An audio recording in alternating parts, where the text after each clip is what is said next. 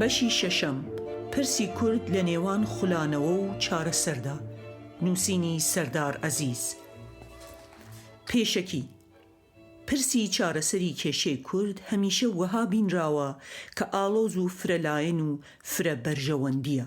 لە هەمان کاتدا هەمیشە هەوڵ دراوە کە وەها وێنا بکرێت کە پرسێکی چارەسەر نەبوو یان بێچارەسەرە، بە تایبەتی لە سایە چەند دەوڵەتێکی پڕ لە قەیرانی وەک ئەو وڵاتانەی کە کوردستانیان بەسەردا دابەش کراوە.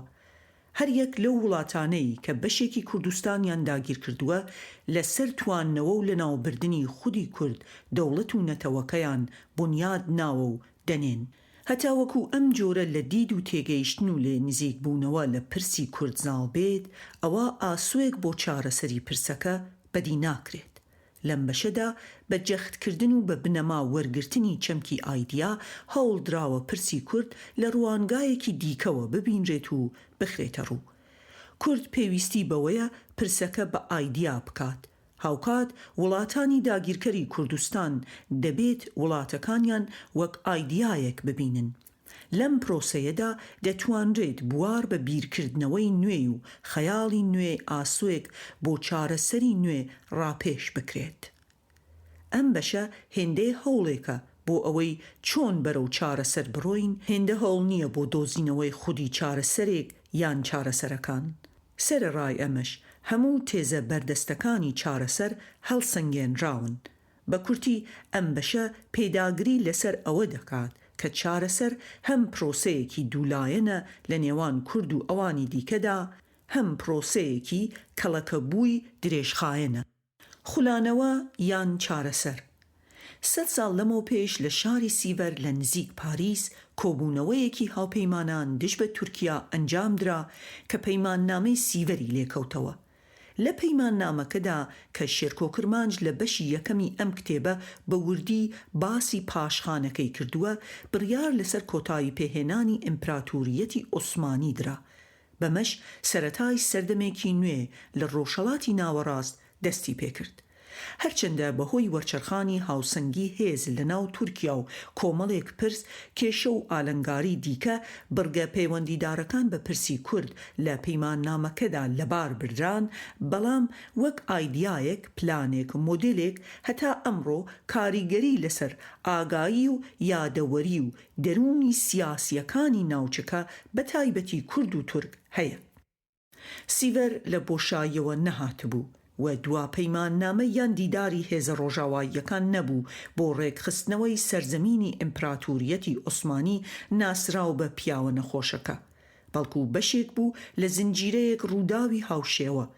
ئێمە لێرەدا سیڤەر تەنها وەک پەیماننامەیەک نابینین، بەڵکو زیاتر وەک چەمکێک و ڕووداوێک مامەڵەی لەگەڵدا دەکەین کە دەکرێت پەیوەندی کورد و ئەوانی دیکەمان بۆ ڕافە بکات و هاوکاریمان بکات تا وەکو سیڤەر تێپەڕێنین. ئەگەر سیڤەر بۆ کورد خەون بێت، ئەوە بۆ ئەوانی دیکە مۆتەکەیە.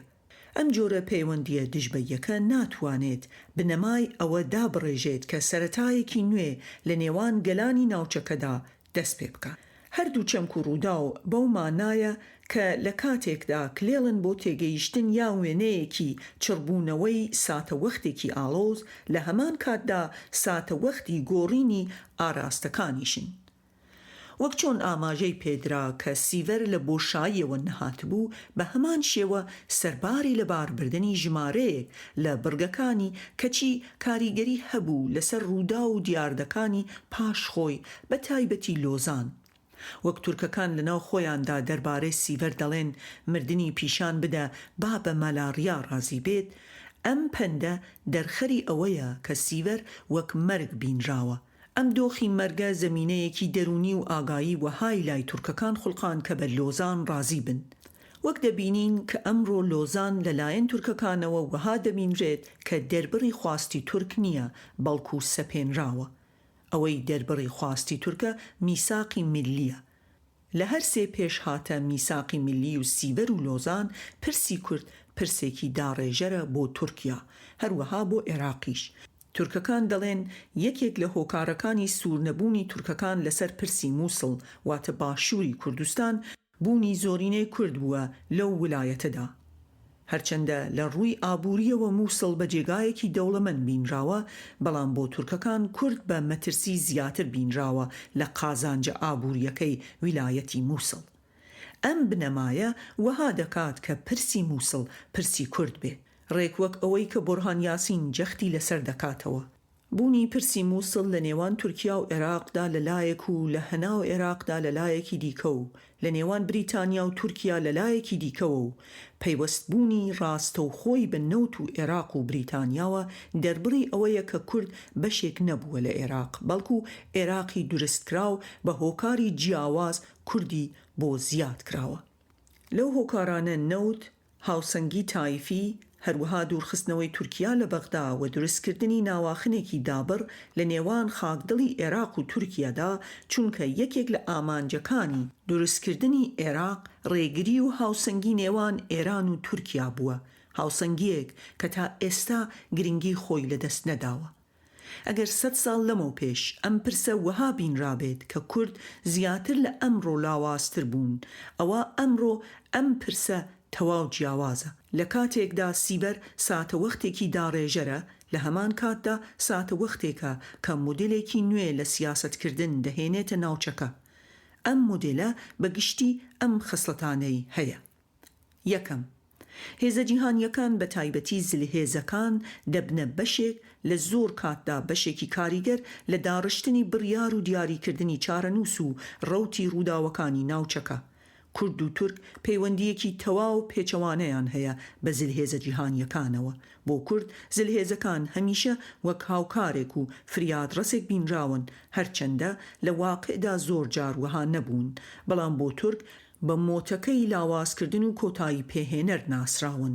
دیسانەوە لە مێژوودا وەها نەبووە، بەڵام سیڤەر و لۆزان و پاشان لێسەندنی ویلایەتی مووسڵ بە زەبری هێز دەرخەری ئەوەن کە تورکیا تەنها سازشکردنی کردووەتە سیاسەتی خۆی لەو سەردەمەدا. ڕەنگە ئەمە لەو ترسەوە سەرچاوەی گرت بێت کە ئەگەر کێشەی کورد گەورە بێت ئەوە تورکیا بچووک دەبێتەوە یان لەناو دەچێت. بەڵام زلهێزەکان خاوەن ئەجندای خۆیانن، لێرەدا دیدێکی تایبەت دەخینە بەرچاو. زلهێزە ئەوروپیەکان لەو سەردەمەدا و زلهێزە جیهانیەکانی دیکەش کە بە دوایان داهاتن بۆ ڕۆژگارێک یەکێتی سۆڤیەت و ئامریکا، پاشان ئامریکا بە تەنها و ڕەنگە لە داهاتووشدا چین، هەموو ئەم هێزانە دۆستایەتی و نەیارەتیان لە بەرژەوەند و پلانی خۆیانەوە سەرچاوە گرتبوو سەرچاوە دەگرێت. ئەمە دەکرێت خاڵێکی پێکەوەیی کورد و ئەوانی دیکە بێت لە ناوچەکە. ئەم خاڵە دەکرێت لەسەر ئەو بنەمایە بنیاد بنرێت کە هێزی دەرەکی سوودمەند دەبێت لە کێشەی نێوان کورد و دراوسیەکانی. بۆیە باشترین ڕێگای ڕێگری لەم دیاردەیە کۆتایی پێهێنانە بە کێشەی کورد و ئەوانی دیکە. بە مانایەکی دیکە پرسی کورد ئەگەر چارەسەر نەکرێت ئەوە لەلایەن زلهێزەکانەوە پشتیوانی دەکرێت، وە کارتی فشار دژ بۆ وڵاتانە بەکار دەبرێت لە دژی وڵاتە ناوەندیەکان کە کوردیان کۆلۆنی کردووە. بۆیە ئەگەر ئەو وڵاتانەی کە کوردستانیان بەش کردووە کاتێک ئامادە نین پرسی کورد چارەسەر بکەن، ناتوانن یان نابێت گلەیی لە کورد بکەن کاتێکە سوود لە پشتیوانی ئەوانی دیکە وەردەگرێت. ئەوە وڵاتانی ناوەندیە کە کورد پاڵدەنێن بۆ هانبردن یان قبولکردنی پشتیوانی دەرەکی. دووهەم، هەموو وڵاتانی ناوچەکە وڵاتانی پۆست کۆلۆنیالن و ئامانجیان ئەوەیە کە خۆیان مۆدێرن بکەن و گەشە بکەن. لەم پێناوەدا چەندین دەیەیە هەوڵ دەدەن وەک بنیادنانی ژێرخان و دەستگا و دامەزراوە، بەڵام تا ئێستا نەیانتوانیوە بە جۆرێک گەشە بکەن کە بتوانن لانی کەمی خواستی خەڵکەکانیان بەدی بهێنن. 100 ساڵ ڕەنگە کاتێکی بەس بێت بۆ تێڕامان لەم پرۆسەیە و ڕەخنەکردنی.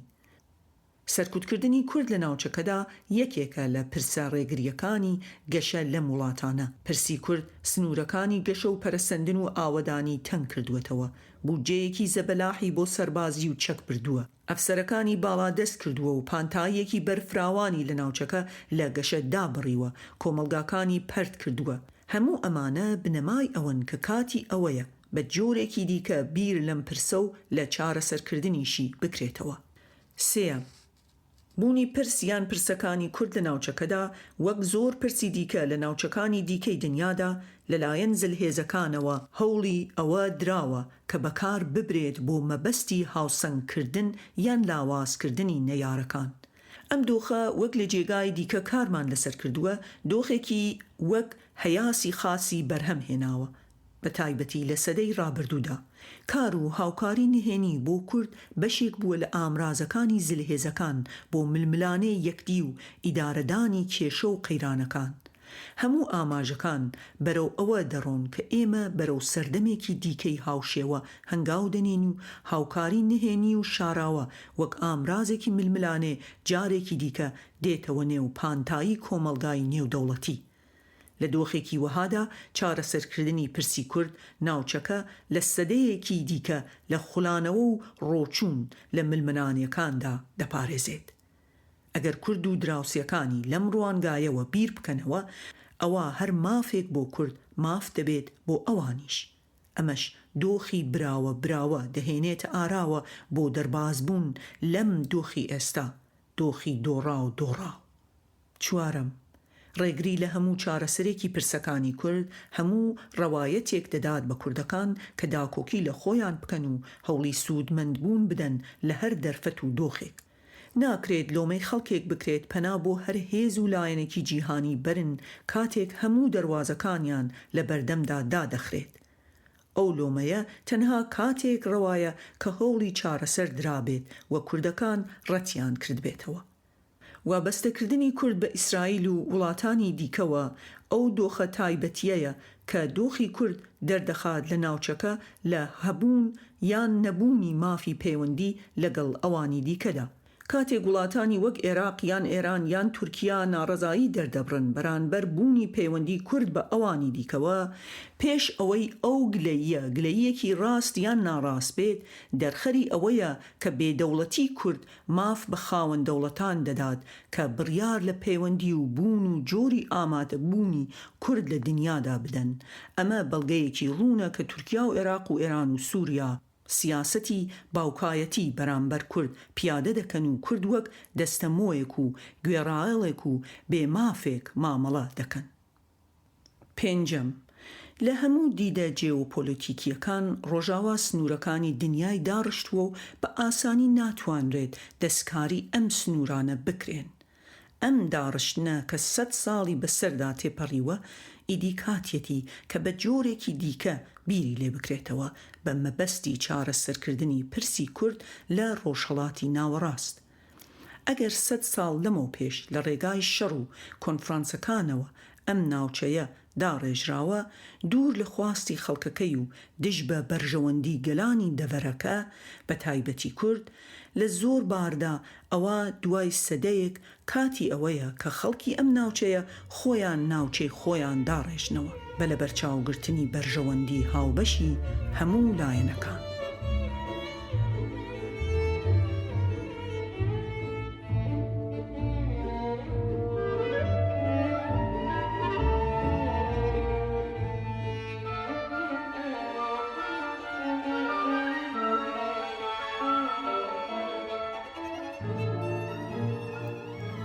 کوردستان ئایدیا، خەون، خواست. ئایا بوونی کوردستان ئایدیایە یان کوردستان خۆشی تەنها ئایدیایەکە؟ ئەگەر هەر لە سەرەتا ئایدیایەک نەبێت ئەوە پاشان هیچ نابێت. داڕشتنی ئایدیایەک بنەمای ئەوە دەسازێنێت کە ڕێگریەکان و ئاسەنگەکان تەنها وەک ڕێگریەک ببینرێن نەک وەک دۆخێکی سروشتی نەگۆڕ. خەسڵەتی سەرەکی ئایدیا ئەوەیە کە دەپەڕێتەوە سنوور و ڕێگر و ناوەندەکان دەبڕێت. ئەم خەسڵەتی پەڕینەوەیە لە ئاستی ناوخۆ و دەرەوەشدا گرنگە. کوردستان ئەگەر جێگایەک بێت بۆ کوردان یان بۆ ئەوانەی تەنها لەسەر خاکی کوردستان دەژین ئەوە کوردستان لە قەیراندایە، چونکە جێگە و پێگەی کوردستان وها دەخوازێت کە جێگایەک بێت بۆ کوردان و بۆ ئەوانەی لە کوردستان دەژین و بۆ دراوسیەکانی و بۆ ئەوانی دیکەش. ئەمە تەنها کاتێک فراهەم دەبێت کە کوردستان ئایدیایەک بێت. ئایدیا لە ناوەوە بەرجەستە دەبێت و لە دەرەوە قبول دەکرێت یان مامەڵەی لەگەڵدا دەکرێت. ریچارد هاس لە کتێبی سیاسەتی دەرەوە لە ماڵەوە یان ناوەوە دەست پێ دەکات. هاس جەخت لەسەر ئەوە دەکات کە مامەڵەی ناوەوە دەرەوە دادەڕێژێت. واتە کاتێک ئامریکا لە ناوەوە بەهێزە ئەوە دەبێتە جێگای سرنج و سەرچاوی ئایدیا بۆ ئەوانی دیکە. مەبەستی هاس ئەوەیە کە ئامریکا پێش ئەوەی هێز بێت ئایدیایە، چونکە پراکتیزی ناوەوە ئامریکا وەها لێ دەکات کە مایە سەرنج بێت لە دەرەوە. بەم جۆرە ئامریکا لە هەمان کاتدا ئایدیا و ئایدیاڵە، واتە نمونەیە. بۆیە ئەگەر هەر بیرکردنەوەیەک لە چارەسەری پرسی کورد هەیە لە بینینی ئەو چارەسەرە لە سەربەخۆیی یان دەوڵەتدا، ئەوە دەبێت لە ئایدیایەکەوە دەست پێ بکات. ئایدیا چیرۆک بەرهەم دەهێنێت، پانتایی بۆ سیمبۆل دەخولقێنێت، لە ڕێگای ئەمانەوە بنەماکانی پێکەوە بوون دەڕەخسێنێت. بە تایبەتی پێکەوە بوونێکی هاوچەرخیانە. ئایدیا ئاسانکاری دەکات هەتا لە ناوەوە و لە دەرەوە پەیوەندی لەگەڵدا بەرهەم بێت، پەیوەندی لەگەڵ چیدا بەرهەم بێت، چونکە ئایدیا فراوان و کراوەیە بەرانبەر ئایدیاکانی دیکە و یەکێک لە خەسڵتە بنەڕەتیەکانی ئەوەیە کە بەرهەمی مرۆڤە و کراوەیە بەسەر گفتوگۆدا. وەک چۆن هند ئایدیایە، وەک سونێل خێنلانی دەڵێت، بۆ ئەوەی جیاوازیە بێژمارەکان پێکەوە کۆبکاتەوە. چۆن عێراق ئایدیایەکە کە کەنعان مەکیە وەک لیبراڵێکی عێراقی بانگەشەی بۆ دەکات، ئایدیا دروستکردنی بنەمایەکە لەسەر بنچینەی زمان و عەقڵ. ئەم بنەما عەقڵیە توانای لێتێگەیشتن و بەشداری و پێکەوەیی و گفتوگۆی هەیە. ئایدیا پێچەوانەی بنەما تەقلیدیە ڕق و سنوودارەکانی وەک تیرە و ڕەگەز و بنەما و تایفە و ئاینە. ئایدیای کوردستان سروشتێکی دەڵەمەیی مۆدێرنی هەیە، بە جۆرێک کە ئەوەندە کراوە دەبێت کە هەر کەسێک بیەوێت تیایدا بەشدار بێت دەرگای بۆ کراوە بێت. ئەم بنەما ئایدیاییە دەرەنجامی شکستی ئەو گەل و وڵاتانەیە کە پاش ڕووخانی ئیمپراتوریەت لە بری سەربەخۆیی تاڵی و ئازار و مەرگیان بۆ خەڵکەکانیان هێنا. ئەم دیاردەیە گەر بۆ زۆربەی گەلانی جیهانی سێهەم ڕاست بێت، ئەوە بۆ خەڵکانی تورکیا و سووریا و عێراق و ئێران زۆر بە زەقی ڕاستترە. تورکیای نوێ تەنها کاتێک وڵاتێکی گەشاوە و ئازاد و کراوە بووە کە کەوتبووە سەر ڕێگای دانپێنان بە نەتەوەی کورد و دەستکردن بە پرۆسەی ئاشتی و سەقامگیری. ئەمە بۆ وڵاتەکانی دیکەش ڕاستە. ئەو ڕۆژانە ڕۆژگەلێک بوو کە سەرەڕای ئەوەی کە کوردخایەن بوو، تورکیا دوور دەکەوتەوە لە سەپاندنی ڕەگەزێک یان ئێتنیکێک بەسەر جوگرافیایەکدا و بەرەو ئەوە دەڕۆیشت کە ببێتە ئایدیایەک بۆ هەمووان. بەڵام کاتێک ئەم پرۆسەیە لەبار چوو، تورکیا گەڕایەوە بۆ دۆخی پیادەکردنی سیاسەتی سەرکوتکردن و پڕکردنی بەندیخانەکان لە ڕۆڵەکانی کورد و پەرتەوازەیی کۆمەڵایەتی و بێدەنگکردن و تۆقاندن و کەلتورکوژی و زمانکوژی و شوناسکوژی.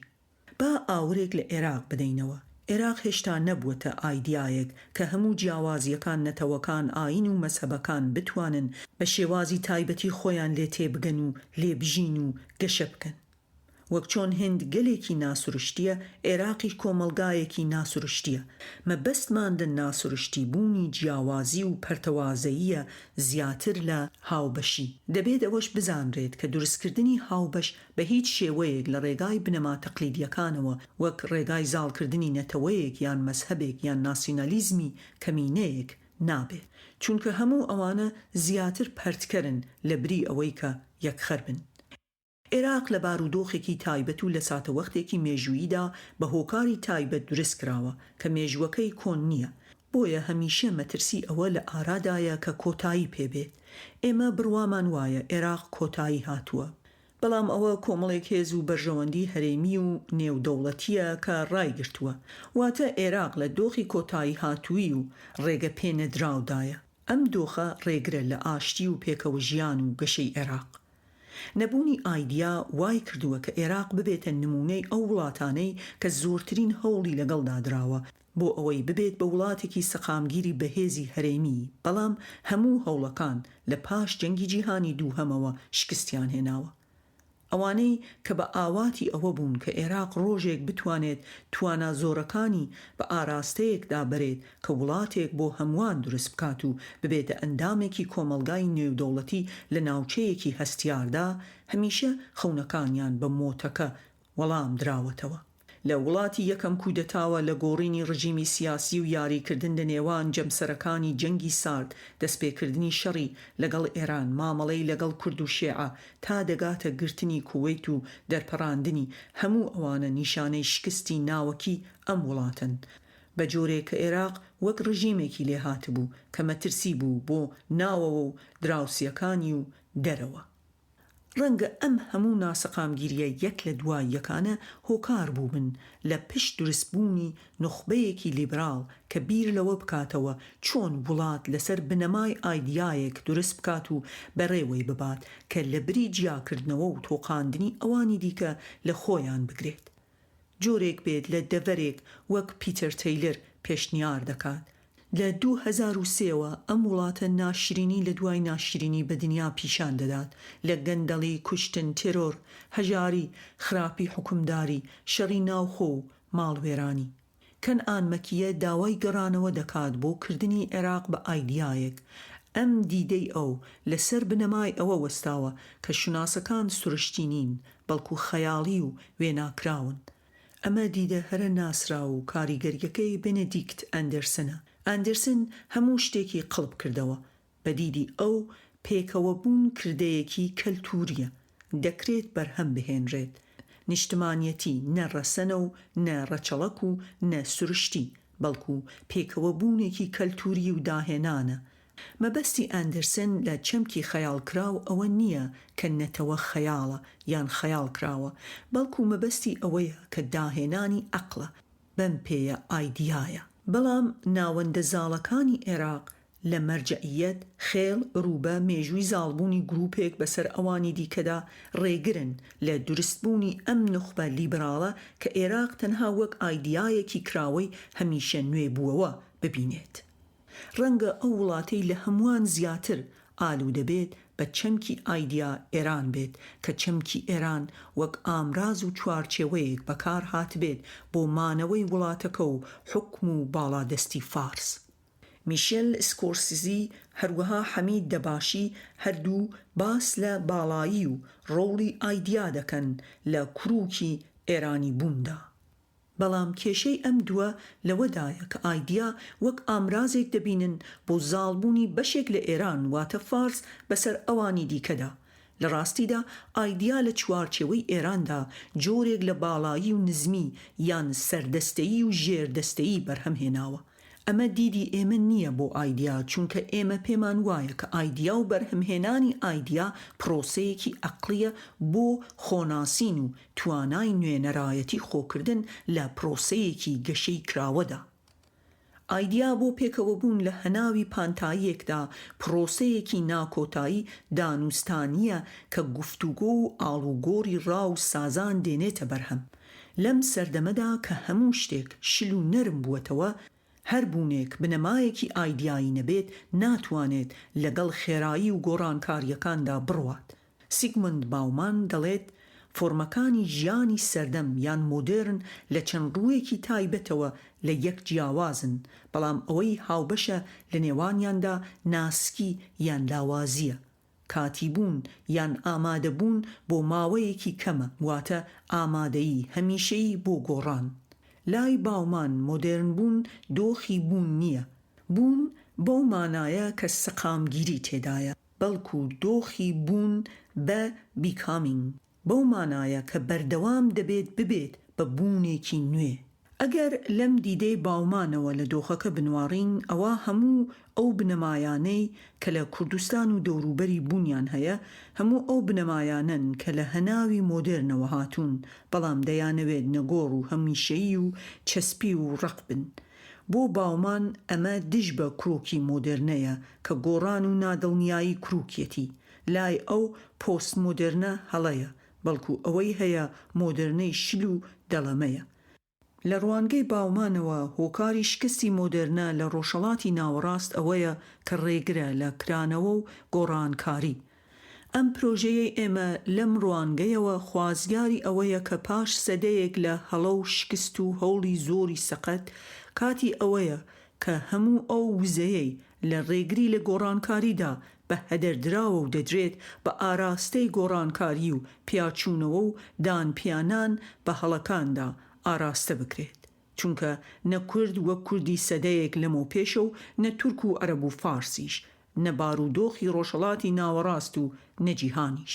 ئەگەر کرۆکی پرۆسەی مۆدێرنە گۆڕان و گەشە و بەرەو پێشچوونی هەمیشەیی بێت، ئەوە ئەمە تەنها کاتێک دەبێت کە لە ناوەوە کۆمەلگا جیاوازیەکانی بهێڵێتەوە و بیان کاتە بنەمای جۆرێک لە پێکەوە بوون، وەک ئەوەی فەیلسوفی فەڕەنسی ژیل دۆلۆز بە کۆکردنەوە ناوی دەبات. کۆکردنەوەش دەبێت کۆکردنەوەی تەنیشت یەک بن، واتە هاوتا و یەکسان، نەک سەریەک، یەکێکی بەرز و یەکێکی نزم، یەکێکی سەردەست و یەکێکی ژێردەست. لە هەناوی ڕۆژهەڵاتی ناوەڕاستەوە کۆمەڵگە و کەلتور و ژیار و یادەوەری و نەریت و خەون و شوناسی جیاواز بوونیان هەیە. ئەمانە هەموو بوونی ئۆرگانین بە ڕێگەدان بە بەریەککەوتن و مامەڵە و لە یەکگەیشتن و گۆڕینەوە بنەماکانی زیندویەتی ئەم کۆمەلگایانە دابین دەکرێن. بە پێچەوانەوە هەوڵدان بۆ گۆڕینی ئەم پێکهاتە ئۆرگانیانە یان لەناوبردنیان نەک تەنها کۆمەلگای بە ئامانج کراو لاواز دەکات و پەیوەندیەکی ناژیاری مەرگدۆستانە دروست دەکات، بەڵکو هەتا ئاستێکی زۆر کۆمەلگا شەڕکەرەکانیش لە ناوەوە وێران دەکات. پرسی کورد یەکێکە لە هۆکارە سەرەکیەکان لە دیاریکردنی جۆری پەیوەندی نێوان عێراق و ئێران کە بەگشتی لە مێژووی نوێدا پەیوەندیەکی پڕمەترسی و ناسەقامگیری و پڕتون و تیژی بووە. هەروەها بە هەمان شێوە بۆ پەیوەندی نێوان تورکیا و عێراق. نمونەی ئەمەش وەک لەم ڕۆژانەدا دەیبینین چۆن تورکیا بە بەهانەی هێرشکردنە سەر پارتی کرێکارانی کوردستان پەکەکە بنکە و بارەگای زۆر و تۆکمە لە کوردستان دروست دەکات و لە ڕێگای تۆپبارانەکانیەوە خەڵکی سیڤیل دەکاتە ئامانج. بە هەمان شێوە پەیوەندی نێوان سووریا و تورکیا کە دیسانەوە پەیوەندیەکی ناسەقامگیر و بەردەوام پڕ لە شلۆقی بووە، لە ڕێگای سەرباز و دەستگا سیخۆریەکانەوە بەڕێوە براوە لەگەڵ ڕێکەوتنی ئەمنی بۆ نمونە ڕێکەوتنی ئەدەنە. لەبری ئەوەی عێراق و ئێران و سووریا و تورکیا هەوڵ بدەن پێکەوە کۆکراوەیەک پێک بێنن، هەمیشە لە هەوڵی لاوازکردنی یەکدی و ململانەی کوشەندەدا بوون. گۆڕینی مامەڵە لەگەڵ پرسی کورددا دەکرێت کورد بکاتە ئەو گەینەرەی کە هەموو ئەمانە بە یەک بگەێنێت و لەبری ئابووری کوشتن کە ئابووری چەک و سەرباز و کێڵگەی مینە، ئابووری گۆڕینەوە و بە یەکگەیشتن و دەوڵەمەندکردن بێتە ئاراوە. لە پێناو ئەمەدا دەبێت چوار وڵاتەکە واتە تورکیا، ئێران، عێراق و سووریا لە بری سیاست و پلانی لەناوبردنی کورد مامەڵەیان بۆ کورد وەها بێت کە چۆن بتوانرێت کورد بێتە بەستەری نێوانیان و تۆڕی پێکەوە گرێدانیان بە یەکدی، کورد لە بری بربەست ببێتە پرد و پێکەوە گرێدەر. دیارە ئەم وەرچەرخانە لە دید و ڕوانگە لە ئێستادا وێناکردنی ئاسان نییە، بەڵام گەر بە وردی تەماشای مێژووی یەکەیەکی وەک یەکێتی ئەوروپا بکەین، چۆن لە جەنگ و ململانێ و هەوڵی زاڵبوون بەسەر یەکدیدا وەرچەرخان بۆ یەکدی تەواوکردن، ئەوە ئەم پرسە وەک مەحاڵ نابینرێت. کورد وەک ئالەنگاری. ئەو دەوڵەتانەی کە کوردستانیان بەسەردا دابەشکراوە لە باشترین دۆخدا لەسەر ئەو بنەمایە مامەڵە دەکەن کە دەبێت کورد بکرێت بە پێکهاتەی ئەو وڵاتانە، لە خراپترین دۆخدا نکۆڵی لە بوونی کورد دەکەن و لە هەوڵی لەناوبردنیاندان. لە نێوان ئەم دوو جەمسەرەدا مۆدێلی دیکەش بوونی هەیە، بەڵام هەمویان هاوڕا و هاو ئامانجن لەوەدا کە کورد نابێت وەک بوونێکی سربەخۆ و سەروەر بوونی هەبێت. یەکەم دەرەنجامی ئەم پرۆسەیە بە کەمینە بوونە، دۆخی کەمینە ڕاستەوخۆ یانێ دژ بە مۆدێرنە. هەردوو سیستەمی کۆلۆنیال و پۆست کۆلۆنیال لە سەر بنەمای دروستکردنی نەتەوە دروست بوون. لەم پرۆسەیەدا نەتەوە مۆدێرنە و ڕێگریەکانی بەردەم نەتەوە نامۆدێرنن، بۆیە دەبێت وەک ڕێگرێک مامەڵەیان لەگەڵدا بکرێت. ڕێگر یان لا دەبرێت یان دەسڕێتەوە یان لە خۆ دەگیرێت.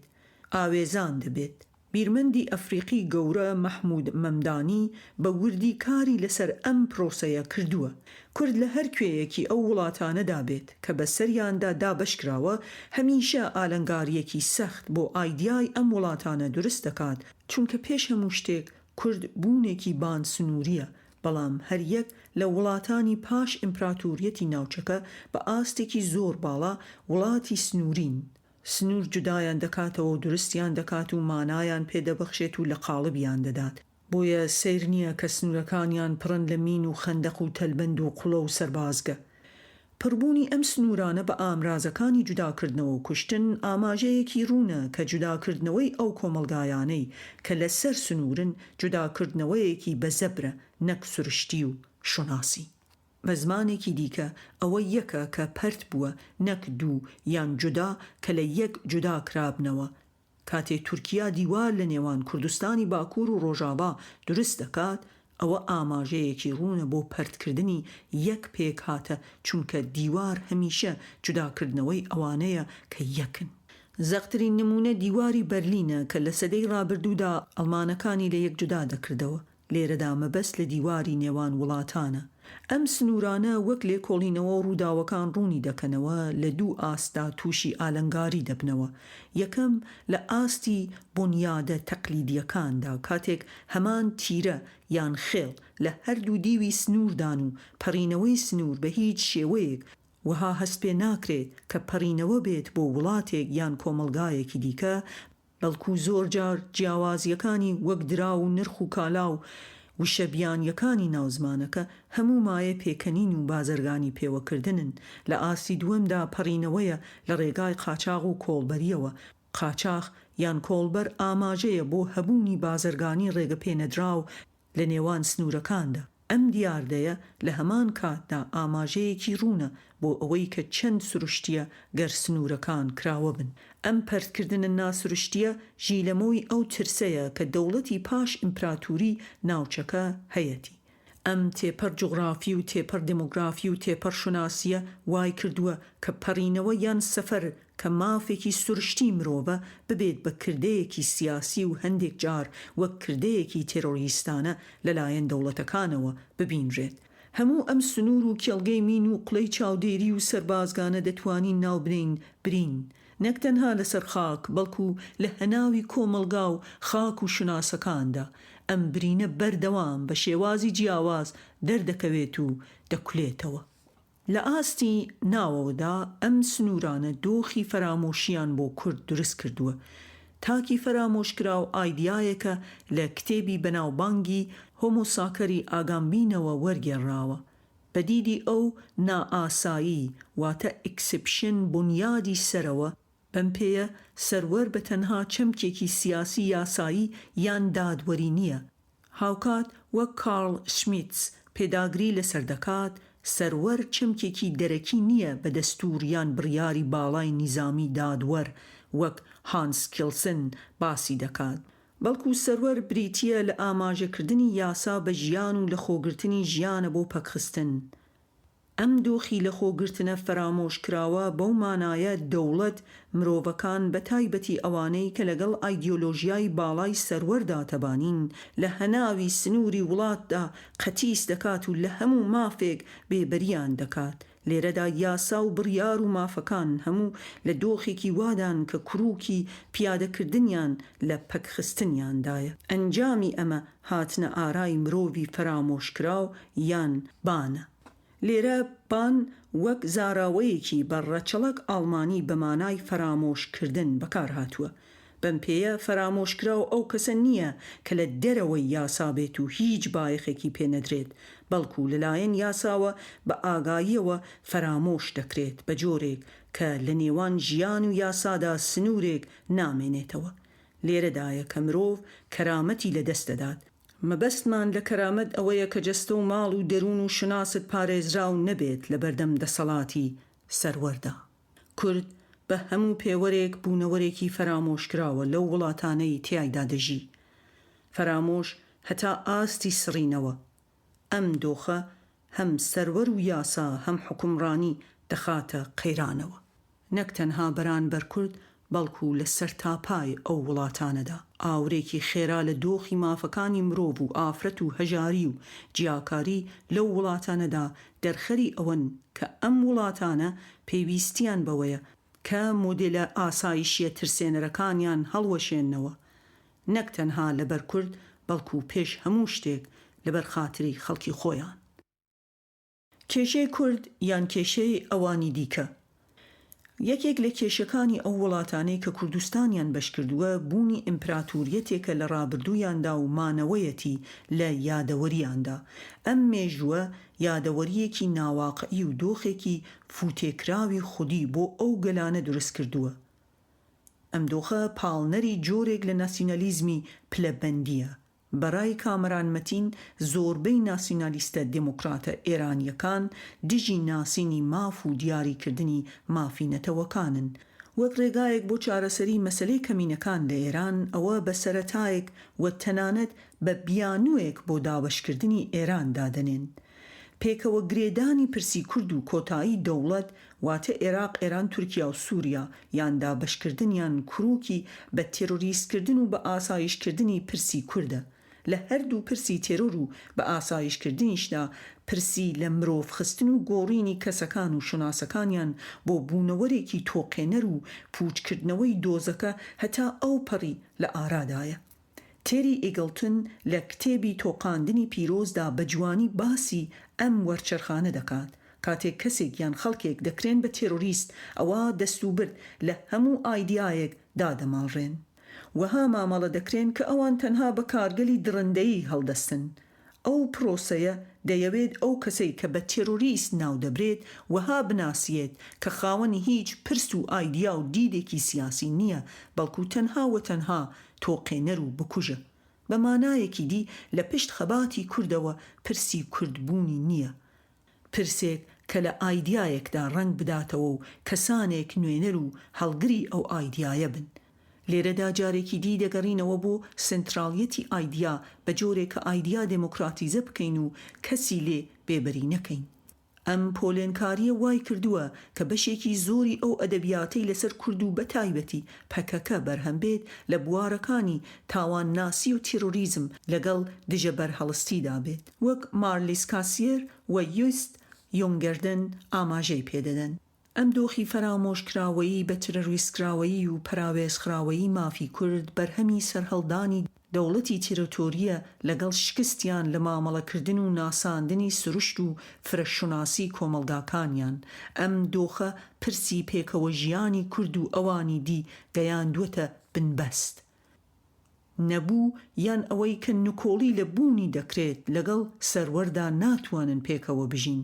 بۆیە چارەسەری ئەم پرسە تەنها لەو ڕوانگایەوە نییە کە کورد کێشەی هەیە، بەڵکو لە ڕاستیدا ئەوە ئەوانی دیکەن کە کێشەیان لەگەڵ بوونی کورددا هەیە. ئەم کێشەیە وەک خانەی بیری پارتی سەوزی ئەڵمانی کە بە ناوی نووسەری گەورەی ئەڵمانی هاینریش بۆیلێ کراوە وەهای دەبینێت کە هەر لە سەرەتای دامەزراندنی کۆماری تورکیاوە هەتا ئەمڕۆ پرسی کورد بەشێک بووە لە کێشەی دەوڵەتی تورکی و هەمیشە هەوڵدراوە بە شێوازی جیاواز مامەڵەی لەگەڵدا بکرێت. بەڵام تێگەیشتن و لێک نزیک بوونەوەیەک کە لە نکۆڵیکردن و بە کەمینەکردنی کورد و بە ئاسایشکردنی پرسەکەی سەرچاوەی گرت بێت ناتوانێت چوارچێوەیەکی چارەسەریانە دابڕێژێت، چونکە ئامانجی دەوڵەت سڕینەوەیە نەک چارەسەر. ئەم چوارچێوە فکری و کرداریە نەک تەنها بۆ تورکیا بەڵکو بۆ وڵاتانی دیکەش ڕاستە. سەروەر یان دەوڵەت نابێ بە جۆرێک مامەڵە بکات کە دانیشتوانەکەی یان هاوڵاتیانی بەو شێوەیە بەرهەم بهێنێت کە خۆی دەخوازێت. ئەم پرۆسەیە دەبێت گفتوگۆیانە و دوولایەنە بێت، نەک تاکلایەنە. سەد ساڵی ڕابردوو ئەوەی دەرخستووە کە پەیوەندی سفری نێوان سەروەر و کورد یان دەوڵەت و کورد نەتوانیویەتی پرسی کورد چارەسەر بکات، نە سەقامگیری و گەشەشی بۆ چوار وڵاتەکە دابین کردووە. بۆیە پرسەکە دوولایەنەیە یان لە ڕاستیدا سێلایەنەیە، لایەک دەوڵەت، لایەک کورد، لایەکی دی کۆمەلگای نێودەوڵەتی کە هەمویان دەبێت زاریان هەبێت تێگەیشتن و دیدیان گوێی لێ بگیرێت بە مەبەستی چارەسەر. ڕامان لە ئایدیای سڕینەوە. لە ڕۆژگاری سیڤەردا کورد دەبێتە ئەو گروپە یان نەتەوەیەی کە وەک خەڵکانێکی ناو هەناوی ئیمپراتۆریەتی عوسمانی دەبێت خاوەنداریەتی خاکیان بکەن و حکومداریان پێ بدرێت. دەکرێت ئەمە بەشێک بێت لە پرۆسەی کۆتایی پێهێنانی یەکجارەکی ئیمپراتۆریەتی عوسمانی وەک مەترسیەکی چەندین سەدەیی لەسەر ئوروپا. لە 1877 ئێدیۆن گاتکن لە گۆڤاری ئاکادمی ڕانانی باکووری ئامریکا دەنووسێت لانۆی فەڕەنسی کە هاوڵی هێنری چوارەم بوو پلانی کۆتایی پێهێنان بە ئیمپراتۆریەتی عوسمانی دادەڕێژێت. ئەم ئایدیایە بە دیدی گۆتکن هەتا ڕووخانی ڕژیمی پاشایەتی لە فەڕەنسا بەهۆی شۆڕشی فەڕەنسیەوە هەرگیز پشتگوێ نەخرا. ترسی ئەوروپا لە ئیمپراتۆریەتی عوسمانی پاڵنەری ئەوە بوو کە نەک تەنها ئیمپراتۆریەتەکە لە دەست تورک دەربێنن، دەسەڵاتێک کە بۆ 5 سەدە زاڵ بوو بەسەر هەناوی ئوروپا و ڕۆژهەڵاتی ناوەڕاست، بەڵکو ئەگەر بۆیان بکرێت بۆ هەمیشە کۆتایی بە بوونی تورک بهێنن. ئەم مەزەنە پرۆژەیە چەندین ڕەهەندی جیاوازی هەبوو، لە نێویاندا هێنانی بیری سربەخۆیی و ناسیۆنالیزم و دەوڵەتنەتەوە. دەوڵەتنەتەوە هەر ئەوەندە نییە کە مۆدێلێکی جیاوازە لە ئیمپراتۆریەت، بەڵکو کۆتایی پێهێنەری ئیمپراتۆریەتە. ئەمەشە وای کردووە کە ئیمپراتۆر خوازە نوێیەکانی تورک دژ بە بیری نەتەوەیین بۆ ئەوانی دیکە، لە نێویاندا ئەحمەد داودۆغڵو وەزیری دەرەوەی تورکیا لە 2009 بۆ 2014. لە دەرەنجامی هەوڵی ڕۆژاوا بۆ کۆتایی پێهێنانی یەکجاری و ڕیشەکێشکردنی عوسمانیەکان کورد بەشێک لە خاکەکەی خۆی پێدەدرێت، یان ئەوەی پێڕەوا دەبینرێت هەتا حکمی بەشێک لە خاکی خۆی بکات، بەمەرجێک توانای حکومداری نیشان بدات. بەڵام ئەم بڕگەیە لە سیڤەر لەبار دەچێت، بە تایبەتی لەبەر هۆکاری بەهێزبوونی کەمالیستەکان، هەروەها بەهۆی خواستی فەڕەنسا بۆ بوونی وڵاتێک کە میراتگەری ئیمپراتۆریەتی عوسمانی بێت و قەرزە فەڕەنسیەکانی ئەو ئیمپراتۆریەتە بگرێتە ئەستۆ. هاوکات لەبەر سەرهەڵدانی کۆمینیزم وەک هێزێکی کاریگەر و نەیاری ڕۆژاوا کە کاریگەری هەبوو لەسەر پێگەی تورکیا لە دیدی ئەوروپاوە. شێرکۆ کرمانج ئەم پرسێ بە دوور و درێژی لە بەشی یەکەمدا تاوتوێ کردووە. سەرباری ئەمە پێش سیڤەر و پاش سیڤەریش پەیوەندی کورد و تورک یان پەیوەندی سەرکردەکانی کورد و کەمالیستەکان خراپ نەبوو.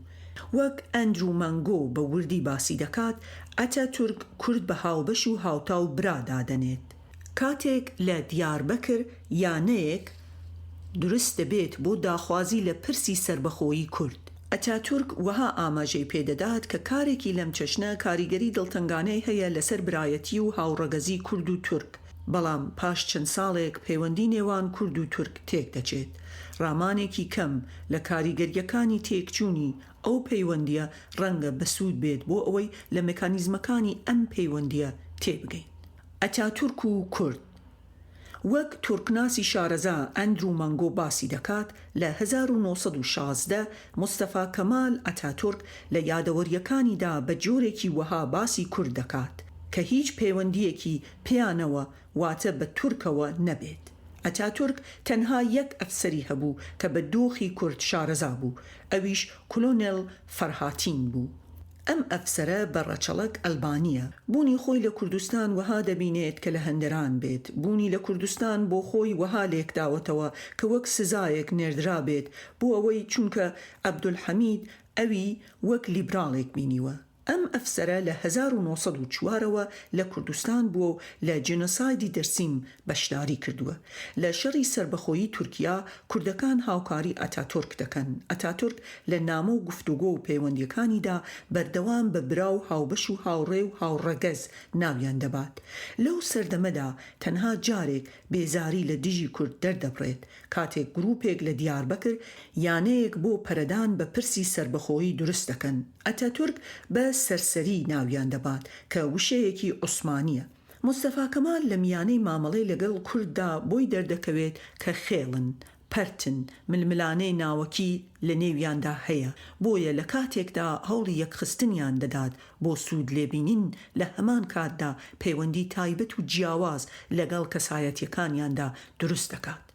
هەم لە پێناو ڕاگرتنی پێکەوە بوونەکە و هەم لە پێناو بەڕێوەبردننی ناکۆکیەکان لە سەروی ئەمانەشەوە بۆ هێشتنەوەی جیاوازیەکان ئەو دەزانێت یاری سۆز و خیتاب بکات.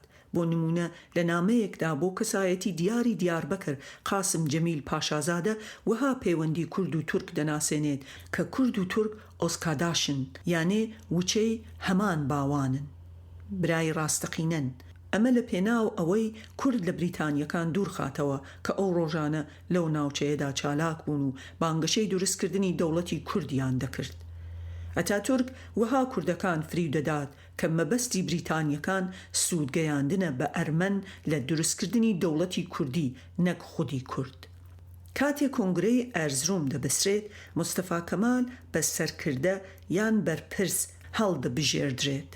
لەو کاتەدا بەیاننامەیەک بڵاو دەکاتەوە کە بە میساقی ملی دەناسرێت.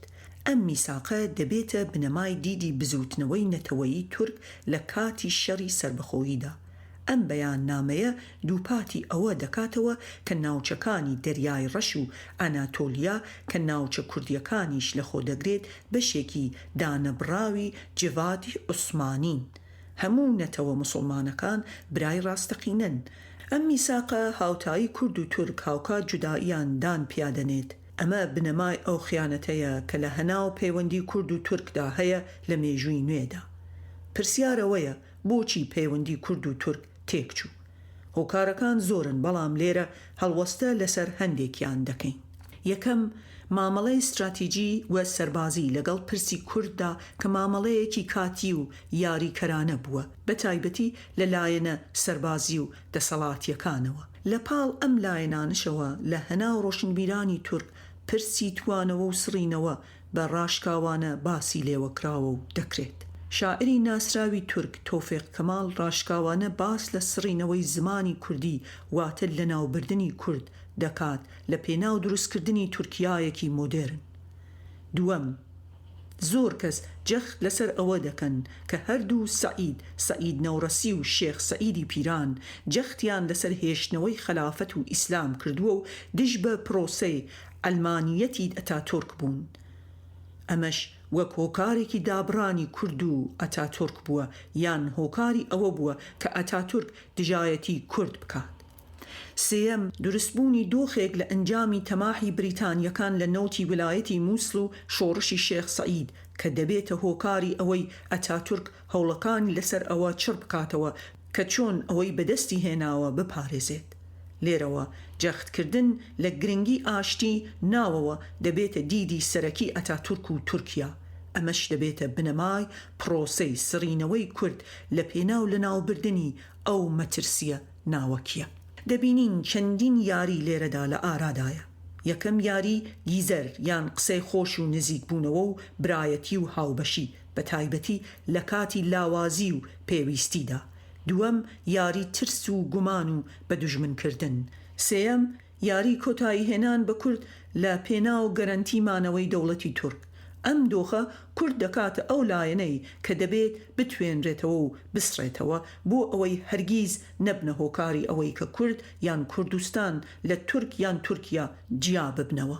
هەرچەندە بیری قوتاندنی کورد و کردنیان بە بەشێک لە کۆمەڵگای تورکی دەگەڕێتەوە بۆ سوڵتان عەبدولحەمید و دیاردەی سوارەی حەمیدیە، بەڵام لەگەڵ دروستبوونی دەوڵەتی تورکیای کۆماری نوێدا سڕینەوە و تواننەوەی کورد بە تایبەتی لە ئاستی زمان و کولتوردا دەبێتە پرۆسەیەکی داڕێژراو.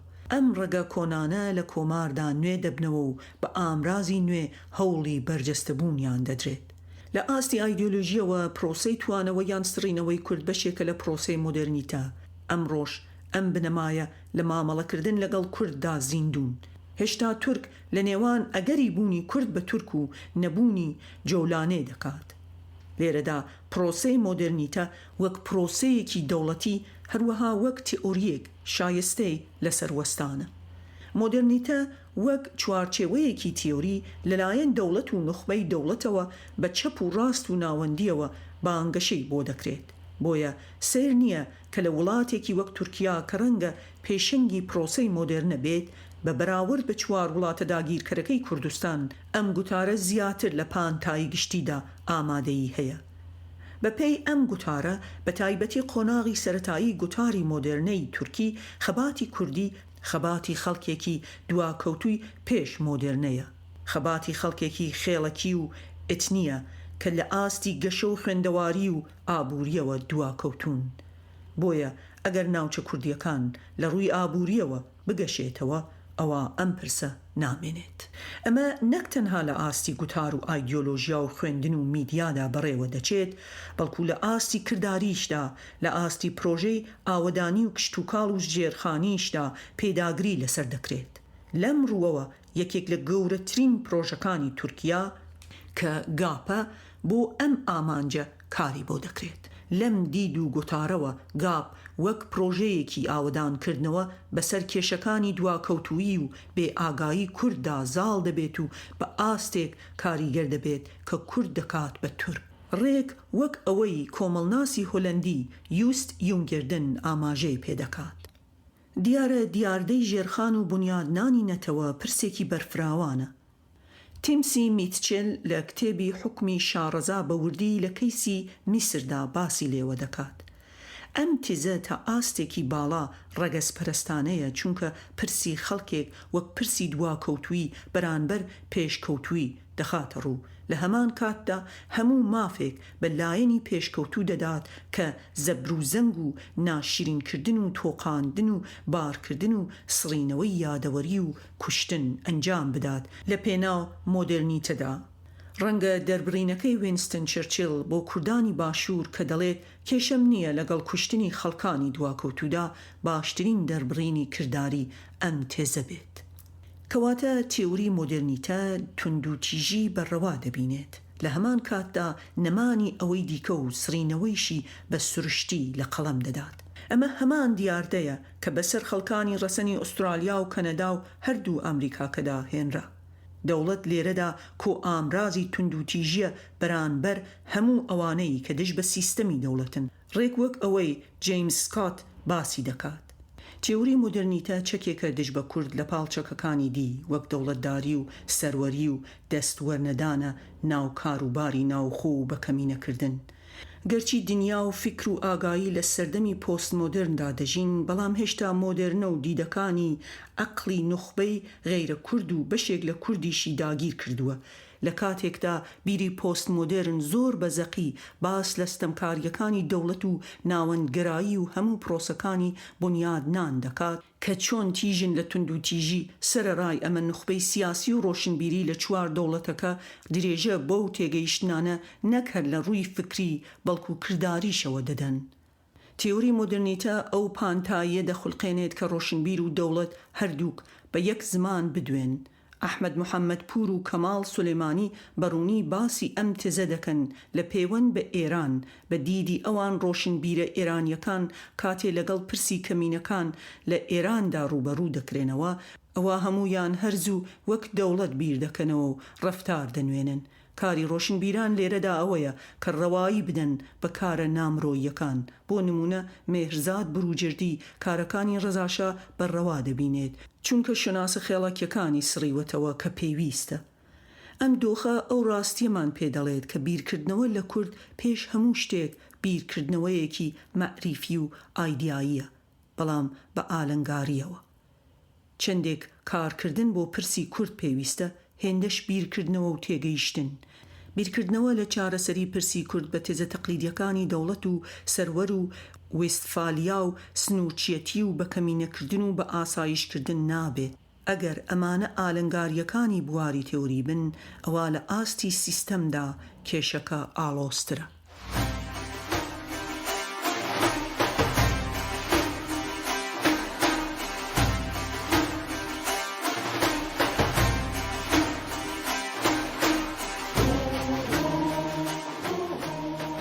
سیستەمی پۆست ئیمپراتوری و کورد. قەیران وەک پێشتر ئاماژەی پێکرا، سیستەمی پۆست ئیمپراتوری ناوچەی ڕۆژهەڵاتی ناوەڕاست وەها دانەڕێژراوە کە بواری ئەوە بدات پرسی کورد چارەسەر بکات، بەڵکو لەسەر بنەمای کۆتایی هێنان بە کورد وەک خەڵکێک یان کەلتورێک داڕێژراوە. کاتێک ئەم کۆتایی پێهێنانە بە شێوازە جیاوازەکان دەتواننەوە و جێنۆساید و پرۆسەگەلی دیکە لە ناوبردنی کورد سەرکەوتوو نەبووە، ئەوە نیشانەی ئەوەیە کە سەرتاپا سیستەمی دەوڵەتی بە تایبەتی لەو وڵاتانەی کە کوردستانیان بەسەردادا بەشکراوە تووشی قەیران بووە. ئەگەر قۆناغی یەکەمی پۆست ئیمپراتوری عوسمانی سەرەتای تواننەوەی کورد بووە بەکردنیان بە خەڵکی وڵاتانی تازە دروستکراو، ئەوە بە شکستی ئەم پرۆسەیە قۆناغی قەیران دەست پێ دەکات. قەیران کە وەرگێڕانی چەمکی کرایسزە لای مێژوونووسی ناسراوی ئەڵمانی ڕاینهارد کۆسلاک سەربوردەیەکی تایبەتی هەیە. ئەم چەمکە لە سەدەی ڕابردوودا لە بوارەکانی پزیشکی و خوداناسیەوە گۆزرایەوە بۆ بوارەکانی زانستە مرۆییەکان. لە بواری مێژوودا لە 1970ەوە ئەم چەمکە بەکاردێت کە ئاماژە دەدات بە شێوازێکی نوێ بە هەستکردن بە کات، سەردەمێکی نوێ، چۆنیەتی گۆڕینی دید بۆ ئەو گۆڕانکاریە لەسەر چڕیەتی بەکاربردنی چەمکی قەیران وەستاوە. لە دیدی کۆسیلاک قۆناغی قەیران قۆناغێکە کە تیایدا چاوەڕوانی وەرچەرخان دەکرێت بۆ قۆناغێکی دیکە، جا باشتر یان خراپتر. لای یونانیەکان قەیران ئەو ساتە وەختەیە کە زۆر پێویستە بۆ کۆمەلگا، چونکە ئەو کاتەیە کە دادپەروەری و نیزامی سیاسی پێکەوە دەگونجێن. کەواتە قۆناغی قەیران تایبەت بە پرسی کورد ئەوەیە کە قۆناغی سڕینەوە، قۆناغی ئەسیمیلیشن و توانەوە شکستی هێناوە و کۆتایی هاتووە، هیچ نەبێت بە کردار. بەڵام ئەم قۆناغە چەندین دەیەیە، درێژەی هەیە کە خۆی لە جەنگ و ململانێ و ڕێگری و کوشتن و کۆچپێکردن و سڕینەوەی یادەوەری و ڕەگەزپەرستیدا دەبینێتەوە. ئێمە کە ئەم قۆناغە بە قەیران ناو دەبین، مەبەستمان لێ ئەوەیە کە ئەو سیستەمەی مامەڵە لەگەڵ کورددا دەکات لە هەمان کاتدا ئەو ئامانجەی کە دەخوازێت بەدی بێت هەم بۆ چوار وڵاتەکە هەم بۆ کورد لە قەیراندایە. قەیران هەتا ئێستا نەگوازراوەتەوە بۆ بواری عەقڵ و تێگەیشتن و تێڕامان، زیاتر لە هەناوی زەبر و زەنگ و سەربازیدا گیری خواردووە.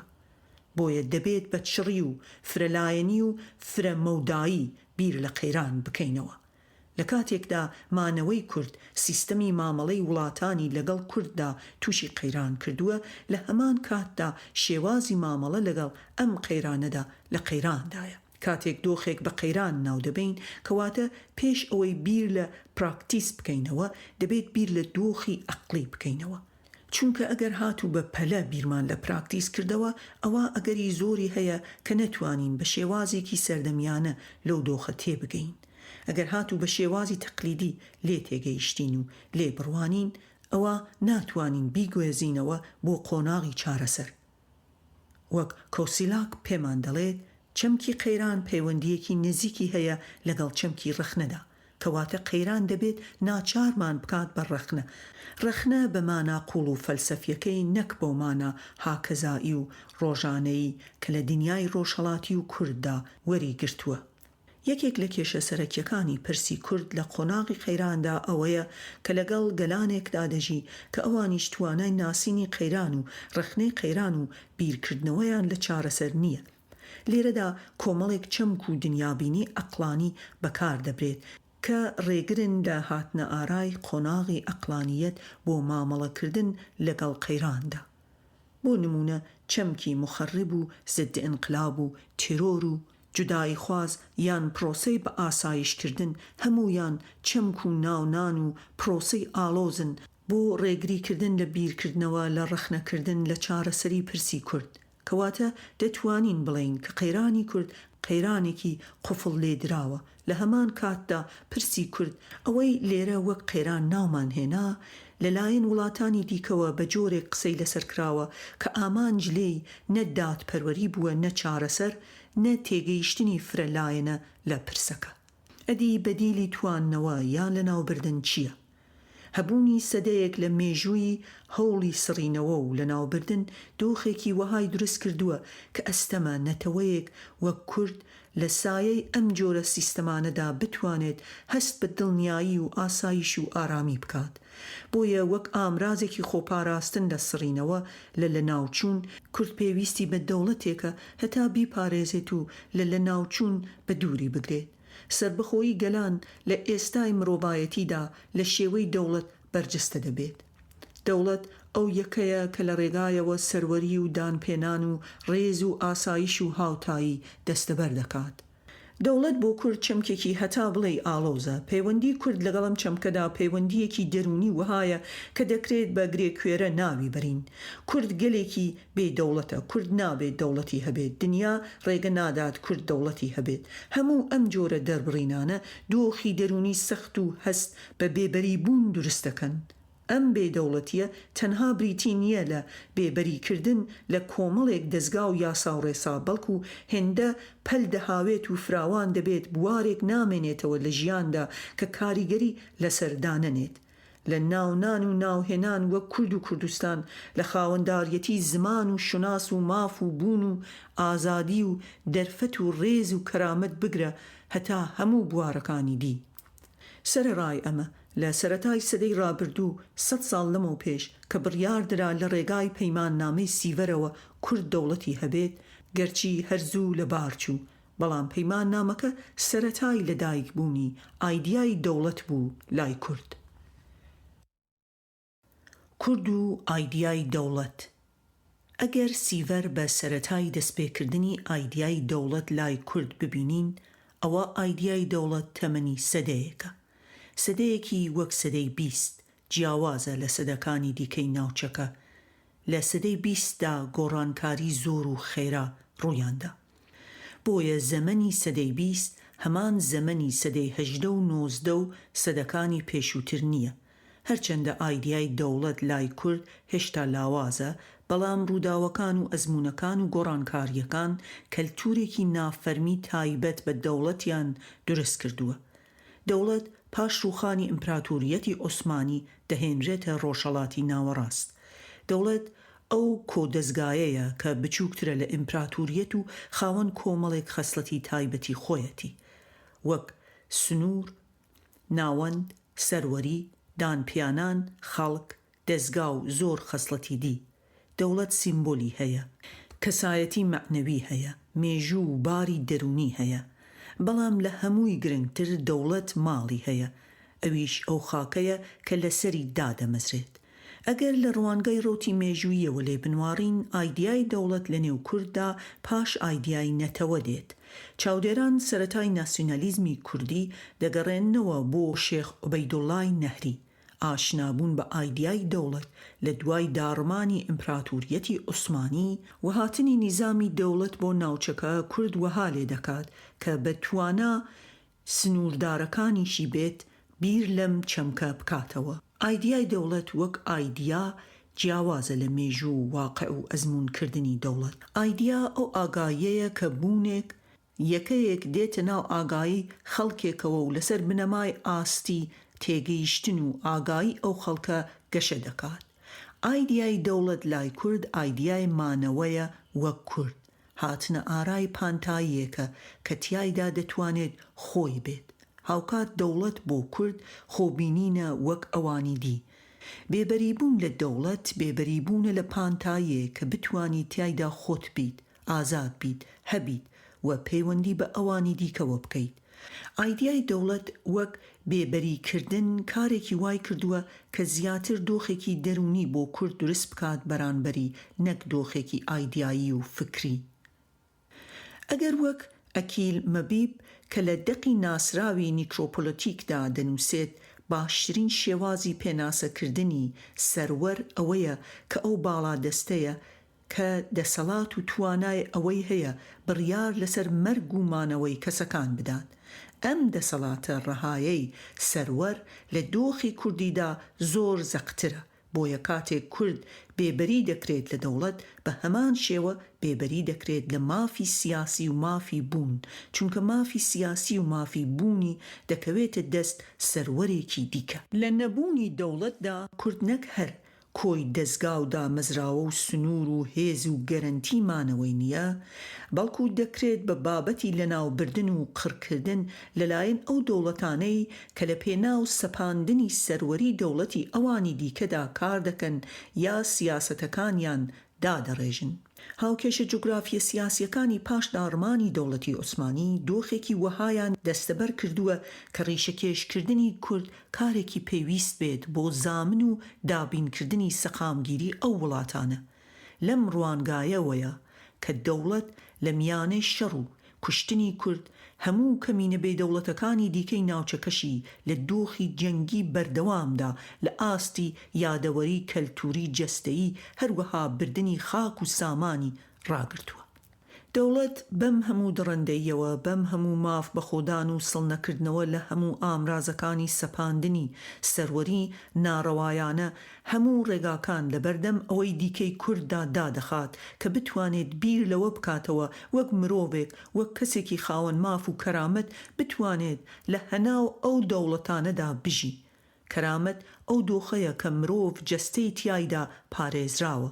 لەسەر کۆڵان و شەقامەکان لە مەیدان و زیندانەکان بەرشەق نادرێت، بەبێ دادگا ناگیرێت و بە ئاشکرا و بەنهێنی ناکوژرێت لەسەر شوناسی.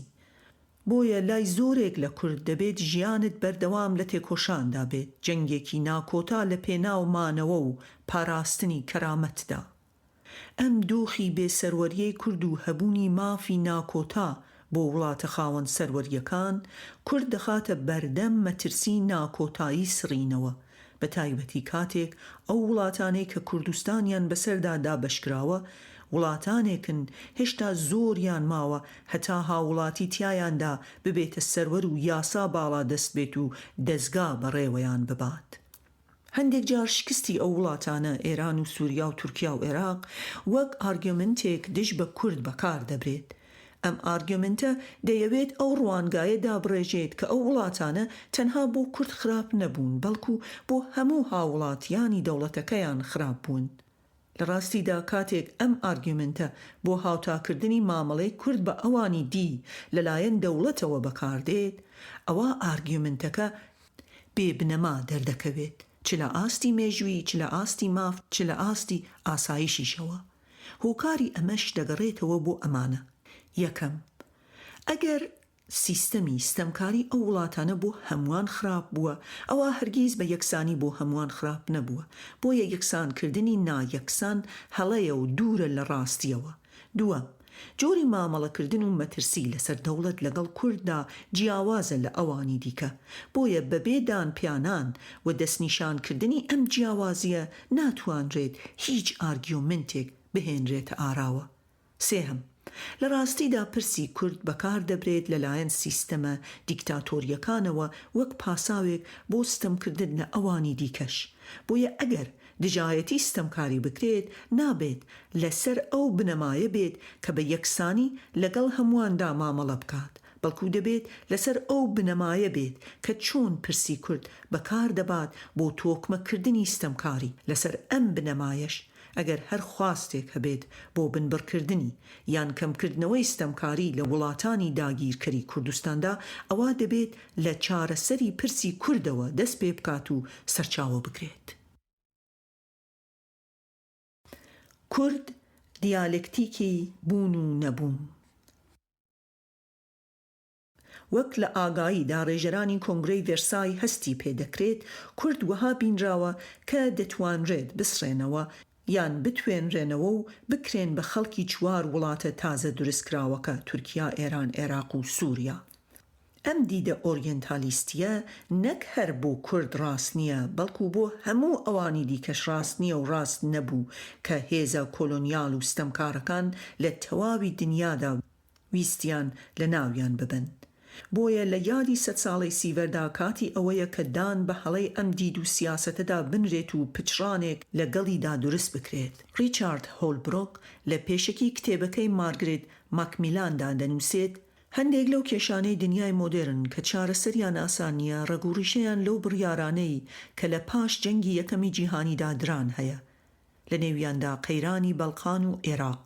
بەڕای ئەو عێراق دەرەنجامی ململانەیەکی نێوان فەرەنسا و بریتانیا لەسەر سنوورڕێژی قەڵەمڕەوی کۆلۆنیەکانیان بووە. لە سەردەمی شەڕی بەڵقاندا هۆلبۆرگ دەنووسێت: لە ڕاستیدا ئێمە بەشێکی دی لە ڤێرسای دەنێژین. ڕەنگە کاتی هات بێت بە هەمان دید بەشێکی دیکەی ڤێرسای لە ڕۆژهەڵاتی ناوەڕاست بنێژین. لێرەدا ڕەنگە جێگای خۆی بێت کە ساتێک لە مێژوو و پەیوەندی کورد بە مێژووەوە بدوێین. لە دیدی ئۆروپی و ڕۆژاواییەکانەوە کورد لە مێژوودا ئامادەییان نەبووە. دیارە دیدێکی هێگەلی ڕەگەزپەرستانە هەیە کە وەها دادەنێت کە مێژوو لە ڕۆژهەڵاتەوە سەری هەڵدا و هات بۆ ڕۆژاوە، بەو مانایە چیدی ڕۆژهەڵات لە مێژوودا نین. بەڵام ناکرێت کوردستان بەم دیدە ببینرێت. ئەوەی گونجاوە ئەوەیە کە کوردستان لە مێژوو بێبەری کراوە. ئەگەر وەهادا بنین کە ئامادەبوون لە مێژوودا بریتیە لە ئامادەیی و چالاکبوون لە ئاستی ناوخۆیی و هەرێمی و نێودەوڵەتیدا، ئەوان نەبوونی دەوڵەت ئامادەبوونت لە هەموو ئەم ئاستانت لێ بێبەری دەکات. لە هەمان کاتدا ئەوانەی کە دەوڵەتیان هەیە ئامادەییان لە هەموو ئەم ئاستانەدا بۆ دەستەبەر دەبێت لە ڕێگای دانپێنان و ئەندامیەتی و بەشداری و سەروەری و ماف و زۆر خصلەتی دیکەوە. بۆیە دەبینین دەرکەوتنی کورد لەسەر شانۆی ناوچەکە هەمیشە ئەو کاتانە بووە کە چوار دەوڵەتە داگیرکەرەکەی کوردستان تووشی قەیران بوون، بە تایبەت کاتێک ئەو قەیرانە لە سوودی زلهێزەکانی دی شکابێتەوە. ئەم پێکەوە گرێدانەی بوونی کورد بە قەیرانەوە پرسی کوردی هێندەی دی ئاڵۆز و پڕکێشە کردووە. دەوڵەت تەنها چارەسەری ئەم پرسەیە. لە دەوڵەتدا کورد لە مێژوو بێبەری ناکرێت، ئامادەیی و مافی دەبێت لە هەموو ئاستەکاندا. لە بری ئەوەی وەک سەرچاوەی مەترسی ئاسایشی بۆ وڵاتان ببینرێت، دەرفەتی ئەوە دەبێت کە وەک یەکەیەکی بنیادنەر و پێکەوە بووی چارەسەری کێشەکانی ناوچەکە ببینرێت. لە قسەکردن لەسەر مێژوو کاتیەتی قسە لەسەر ساتەوەختی دابڕان بکەین. وەک ئاماژەی پێدرا هێزە کۆلۆنیاڵەکان کوردیان وەک خەڵکێکی ڕەسەنی ناوچەکە وێنا دەکرد. ڕەنگە چەمکی ڕەسەن سەدایەکی پۆزیتیڤی هەبێت، بەڵام ئەو سەردەمە هاوتای خەڵکانی ڕەسەنی ئەمریکی و ئوسترالی و ئەوانی دی بینراون. ئەم جۆرە بینینە لەو ڕوانگایەوەیە کە ئەم خەڵکانە تۆخمەکانی بەرگریان لە دنیای نوێیدا تێدا نییە. لە هەمان ئەو دۆخەدا دەژین کە کۆمەلگای یۆنانی پێش سۆکرات تیایدا دەژیا. بەدیدی هێزدا بەشکەر و کۆلۆنیاڵەکان نەبوونی ئەم توخمانە وەها لە کورد دەکات کە بە ئاسانی بتوێنرێنەوە و بکرێنە بەشێک لە گەل و نەتەوەکانی دیکەی وڵاتە تازە دروستکراوەکان. ئەمە بنەمای خەیاڵی سیستەمی نوێی ناوچەکە بووە. بەم پێیە لە سیستەمی پاش ئیمپراتوریەتدا بوونی کورد لە دەوڵەتە نوێیەکاندا بوونێکی کاتیە، بوونێکە کە بەرجەستەیە بە ڕێساکانی مۆدرنیتە بە هەردوو ئاستی ڕق و نەرم. ئەوان وا بۆی دەچوون ئەم بوونە کاتیەی کورد لە ڕێگای هێزی ڕق، سەرباز و شەڕ و ڕاگواستن و جێنۆساید و هێزی نەرم واتە خوێندن و پەروەردە و یاسا کۆتایی پێدێت و ئیتر دەبنە هاوڵاتی وڵاتە تازەکانی ناوچەکە. لێرەدا کۆمەڵێک توخمی زۆر بوونیان هەیە کە هەتا ئەمڕۆ مایە قەیرانە. یەکەم، کورد بێ کولتور و لاوازن، بەرگەی مۆدرنە ناگرن. دووهەم، کورد لە میانەی پیادەکردنی مۆدرنەدا بوونێکی کاتیان هەیە و پاشان دیارنامێن و دەتوێنەوە. ئەم دوو تێزە ڕاستەوخۆ پەیوەستە بە کۆمەڵێک تێزی دیکەوە. یەکەم، تێزی دابەشکردنی دنیا و هێنانە ئارای شناسی نوێ. دووهەم، تێزی ئەوەی ئەم وڵاتە تازانە دەبێت مۆدرن بن و هیچ مۆدرن بوونێک بەبێت تونند و تیژی نەبووە.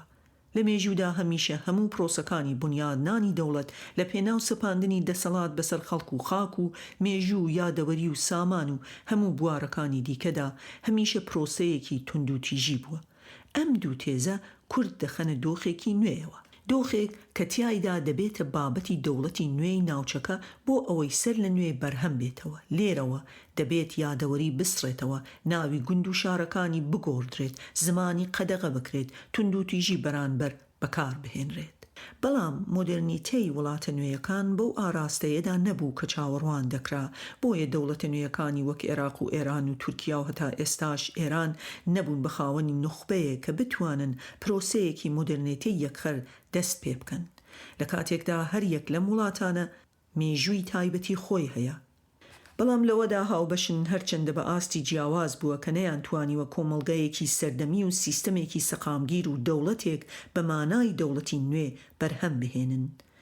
لە کاتێکدا هەر لە سەرەتاوە کورد بێبەری دەکرێت لە خاوەنداریەتی دەوڵەت و دەکرێت بە بوونەوەرێکی ڕوود لە بەرانبەر دەوڵەتە نوێیەکانی ناوچەکە، لە هەمان کاتدا دەوڵەتە نوێیەکان ناتوانن مۆدرن بن و پرسی کورد کۆتایی پێبهێنن. ئەمە بنەمای ئەو قەیرانانەیە کە ئەمڕۆ تەمەنی سەدەیەکە. نەدەوڵەتەکان توانیویانە کورد بکەن بە بەشێک لە وڵاتە نوێیەکان، نە کورد وازی هێناوە لە درێژەدان بە بەرگری. لە ئەنجامدا لە بەردەم کۆمەڵێک تێزی پڕقەیرانی پۆکاوەداین. تێزی قێراناوی یەکەم بینینی کورد وەک خەڵکێک کە بە ئاسانی دەتوانرێت شوناسە لاوازەکەیان بسردرێتەوە و بکرێنە بەشێک لە دەوڵەتە تازە دروستکراوەکان. تێزی قەیراناوی دووهەم دەوڵەتە تازەکان توانای ئەوەیان هەیە کە بەم کارە هەستن و لە ڕەگ و ڕیشەوە بیان سڕنەوە. دوای سەدەیەک ئێستا قەیرانی سێهەم و هەرە گەورە ئەوەیە کە کورد و وڵاتەکان بەردەوام لە هەمان بازنەدا بخولێنەوە و لەسەر بنەماکانی هەمان بیرکردنەوە تەقلیدیەکانی سەدەی ڕابردوو لە پرسی کورد نزیک ببنەوە. کەواتە لە چەندین ئاستی جیاوازدا پرسی کورد پەیوەستە بە دەوڵەتەوە وەک کیانێکی سربەخۆ و سەروەر. دەوڵەتیش ئایدیایەکی دەرەکیە و لە پاش ڕووخانی ئیمپراتوریەت بۆ ناوچەکە هێنراوە. کەواتە دەوڵەت بەرهەمهێنی قەیرانەکەیە. ئایا لەسەر ئەم بنەمایانە تەنها دروستکردن و خاوەنداریەتی دەوڵەت چارەسەری ئەم قەیرانانەیە؟ ئەگەر نا، ئەوە چارەسەری نادەوڵەت یان بێدەوڵەتی چییە؟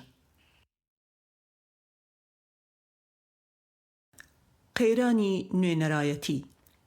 دوای 100 ساڵ لە دەرچوونی کورد لە گۆڕەپانی نێودەوڵەتیدا لە پەیماننامەی سیڤەرەوە هێشتا پرسی ئەوەی کە ئایا کێ نوێنەرایەتی کورد دەکات لە ئاستە جیاوازەکانیدا پرسێکی ناڕوون و ئاڵۆزە کەمیش بیری لێکراوەتەوە. نوێنەرایەتی بریتی نییە لە خۆ بە نوێنەرایەتی کردن یان خۆ بە دەمڕاستکردن، بەڵکو بۆ ئەوەی هێزێک، لایەنێک، کەسێک، نوێنەری خەڵک، گەلێک یان گروپێک یان بەشێک لەمانە بێت، دەبێت پەیوەندیەکی ئۆتۆنۆمیانە لە نێوان هەردوو لایەندا هەبێت. بەو مانایە نوێنەرایەتی تەنها کاتێک فراهم دەبێت کە هەردوو لا لە دۆخێکی ئاساییدا بڕیاری ئەوەیان دابێت کە یەکێکیان نوێنەری ئەوی دیکەیانە. بەڵام پرۆسێ نوێنەرایەتی چی وەک چەمک و چی وەک پیادەکردن لە هەردوو ئاستی دەرەکی و ناوەکیدا پڕکێشەیە. بە مانایەکی دی حیزبی کوردی وەک نوێنەری خەڵکی کورد نە دەرفەت و نوێنەرایەتی بۆ دەڕەخسێت و نە خۆی تەیار دەکات بە مۆدێلەکانی نوێنەرایەتی.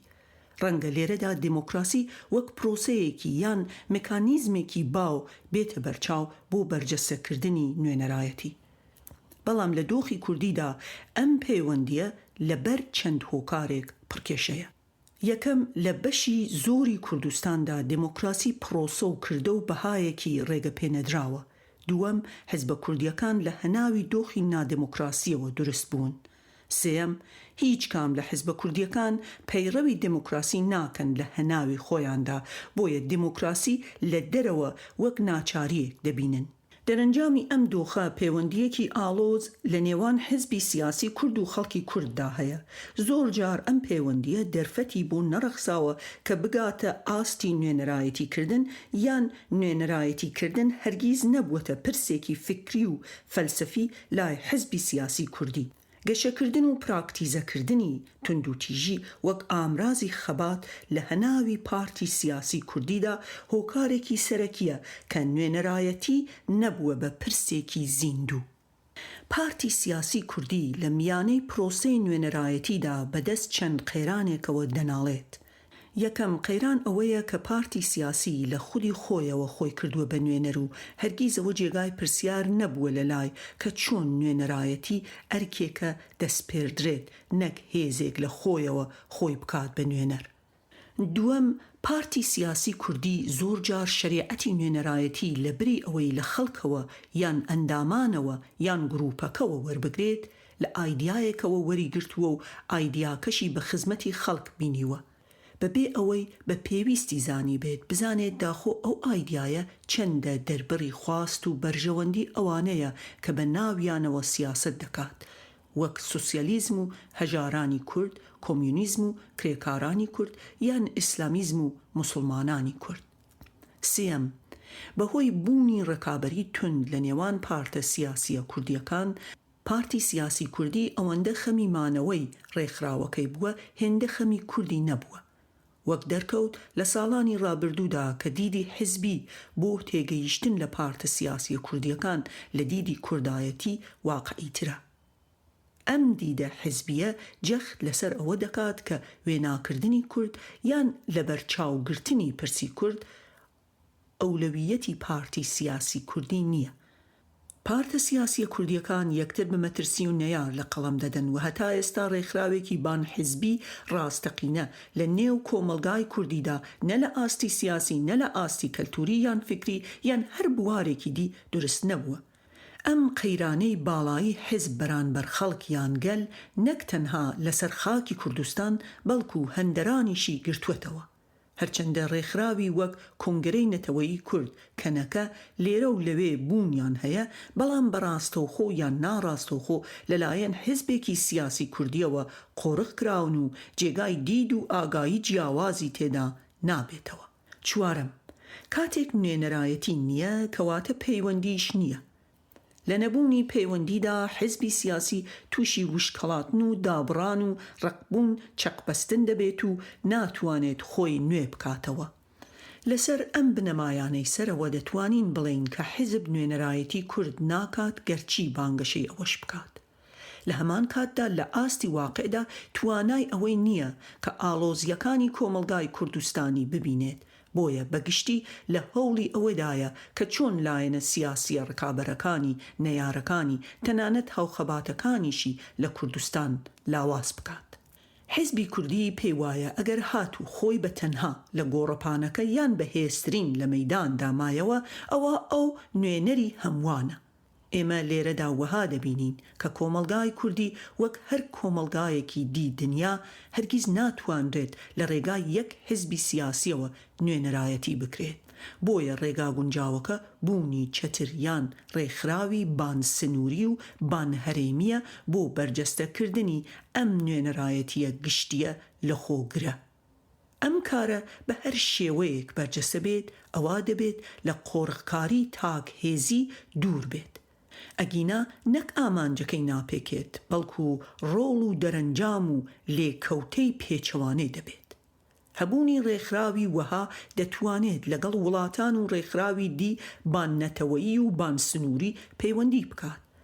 هەبوونی ئەم جۆرە ڕێکخراوە دەتوانێت ببێتە ناوەندی پێکەوە گرێدانی کەلتور و شارستانیەتیەکانی ناوچەکە لە بری دابڕان. بە کورتی نەبوونی نوێنەرایەتی زەبرێکی کوشەندەی لە پرسی کوردداوە، بە تایبەتی لە ئاستی نێودەوڵەتیدا. چارەسەری پرسی کورد. بۆ چارەسەری پرسی کورد لە ڕۆژهەڵاتی ناوەڕاستدا بەگشتی دوو پارادایم هەیە. یەکەمیان پارادایمی دموکراسی و ئەوی دیان تێئۆری خاک واتە تێرۆتۆری واتە جودابوونەوە. دەکرێت ئەم دوو پارادایمە بە پارادایمی پێکەوە ژیان و پارادایمی جودابوونەوەش ناو ببرێن. پارادایمی دموکراسی نایەوێت خاک دەستکاری بکرێت و هیچ خەڵکێک یان نەتەوەیەک لەسەر خاکی وڵاتەکەدا خاوەنداری بەشێک لە خاکی سنوورە دیاریکراوەکەی دەوڵەتەکە بکات، بەڵکو ئامانجی سەرەکی ئەوەیە کە دەستکاری بنەماکانی بەڕێوەچوون و دابەشکردنی سامان و دەسەڵات لەسەر خاکەکە بکات. لە بەرابەردا پارادایمی خاک دەیەوێت دەوڵەتداری و مافی بە دەوڵەت بوون بۆ هەموو نەتەوەکانی سەرخاکی وڵاتەکان بناسێنێت. بە کورتی لە دیدی ئەم پارادایمە دەوڵەت مافی هەموو نەتەوەیەکە، بۆ نمونە کورد. لێرە بە وردی لەسەر هەردوو پارادایم هەڵوێستە دەکەین و گفتوگۆیان دەکەین. پارادایمی دموکراسی دەرکەوتەی زۆرە. لە باوترینیان ئەو داواکاریەیە کە ئەگەر ئەو وڵاتانەی کە کوردیان تیایدا دەژی ببنە دموکراسی ئەوە خواستەکانی کوردیش بەدی دێت.